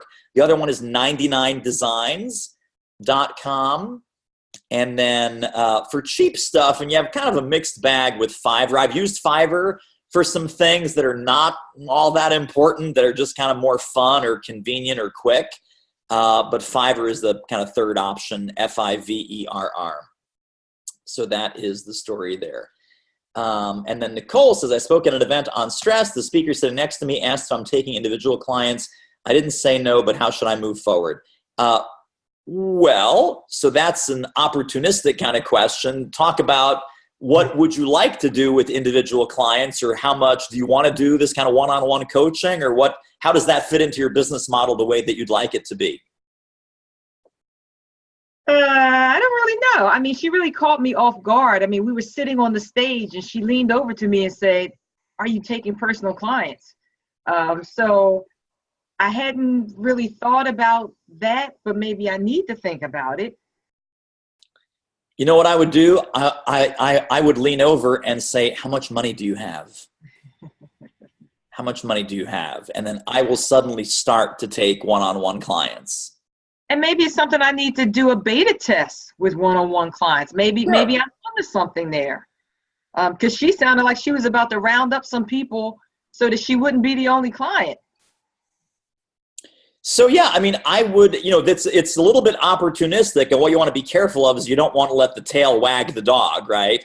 So someone comes up to you and says, hey, do you do this? And you're like, well, no, but maybe I should. And then you're suddenly pulled in 5 different directions at once. Now, having said that, remember our earlier conversation about sometimes your niche finds you. Well, you start to get a pattern of people asking you this question, and sometimes your distribution model also finds you. And you realize that, wow, I thought this was going to be a really kind of workshop and seminar heavy kind of thing. And it turns out people are happy to pay me $5,000 for a 90-day one-on-one stress and wellness program. And why not start taking those $5,000 checks? So what are your thoughts about maybe doing a beta test with a couple of clients? Sure. Well, you can do a beta test with 1 or 3, or because if it's individual, then it's just, do you want in on this? Yes, fantastic. Well, here's what it is, and here's what you get, and here's the outcomes. And I have good news. It's only $5,000 for 90 days. Boom. Easy. Done. Even at a beta test level, you're still saying? Sure. Yeah. They don't need to know it's a beta test. Oh, okay. Yeah. Yeah. So here's what you don't say. You don't say, I've never done this before. I probably suck at it. It's not going to be very good. I'm not even sure why you're buying this, but yes, it's $5,000. Right? It's just like, well, I'm happy to work with you, and here's what it is. And it's a 90-day relationship, and we work on outcome 1 and result 2 and destination 3 and problem number 4. And by the end of our work together, all those problems are taken care of. And I have good news. It's only $5,000. Okay, great. Thank you. Yeah. So when I was doing a lot of one-on-one work, this was again back in 2007 and 8 and 9 and so forth. It went from like $0 to $4,500 in 90 days. And then it went to $5,500, then it went to $7,500, then it went to $9,500. And the last clients that I worked with, it was $15,000 for a 90-day program one-on-one. So I found people crazy enough to pay $5,000 a month. Prepaid, by the way. It wasn't even a payment plan. It was like, drop $15,000 in the meter and you get me for 90 days one-on-one. And it was a weekly call, and it was some email access in between, and that was it. So having elevated and escalated that over about a 10-year period from $4,500 to $15,000, I will tell you that if you find people with problems who want and need the outcomes that you deliver, $5,000 is chump change. $5,000 is easy for them to pay. It's true. It's crazy. It's a crazy world out there. Crazy world out there. All right. Christy says, I'm looking for more referrals for the instructional design. Instructional design. Oh, well, yeah, that's Upwork too. That's Upwork too. I'm sorry if I misunderstood your question. You can find all kinds of people. You can find web people, instructional design, video people, all kinds of crazy stuff. And now if someone here has a connection for any of these things, feel free to share, pop it in the Facebook group. But so this group can be a resource if you've hired some fantastic people that we all need to know about. But I just go to those outsourcing sites and I've have, pretty good luck because all the folks are scored and rated and there's no guesswork. You're not hoping that someone knows what they're doing because they've done like 350 jobs and they have a 4.5-star rating. You know that you're getting someone really good. And also the site, of course, guarantees the work. So the money's in escrow. And if they somehow screw up the job or don't deliver what you want delivered, then, the Upwork or Fiverr or whoever will intervene on your behalf. All right. Anything else for right now before we reconvene on Thursday? Make sure to sign up for the breakout sessions. Make sure to post your ahas and distinctions from today when Morgan has that posted in the group. I've got your marching orders. I don't care if you've got your marching orders, but I've got your marching orders, and we'll check in with this on Friday. And unless someone has anything else, we will see you on Thursday for breakouts with Allison, breakouts with Teresa. I'll be there too, just hanging out all by my lonesome in case you want to have like a coffee chat or something about whatever. Okay. See you guys soon. Bye-bye.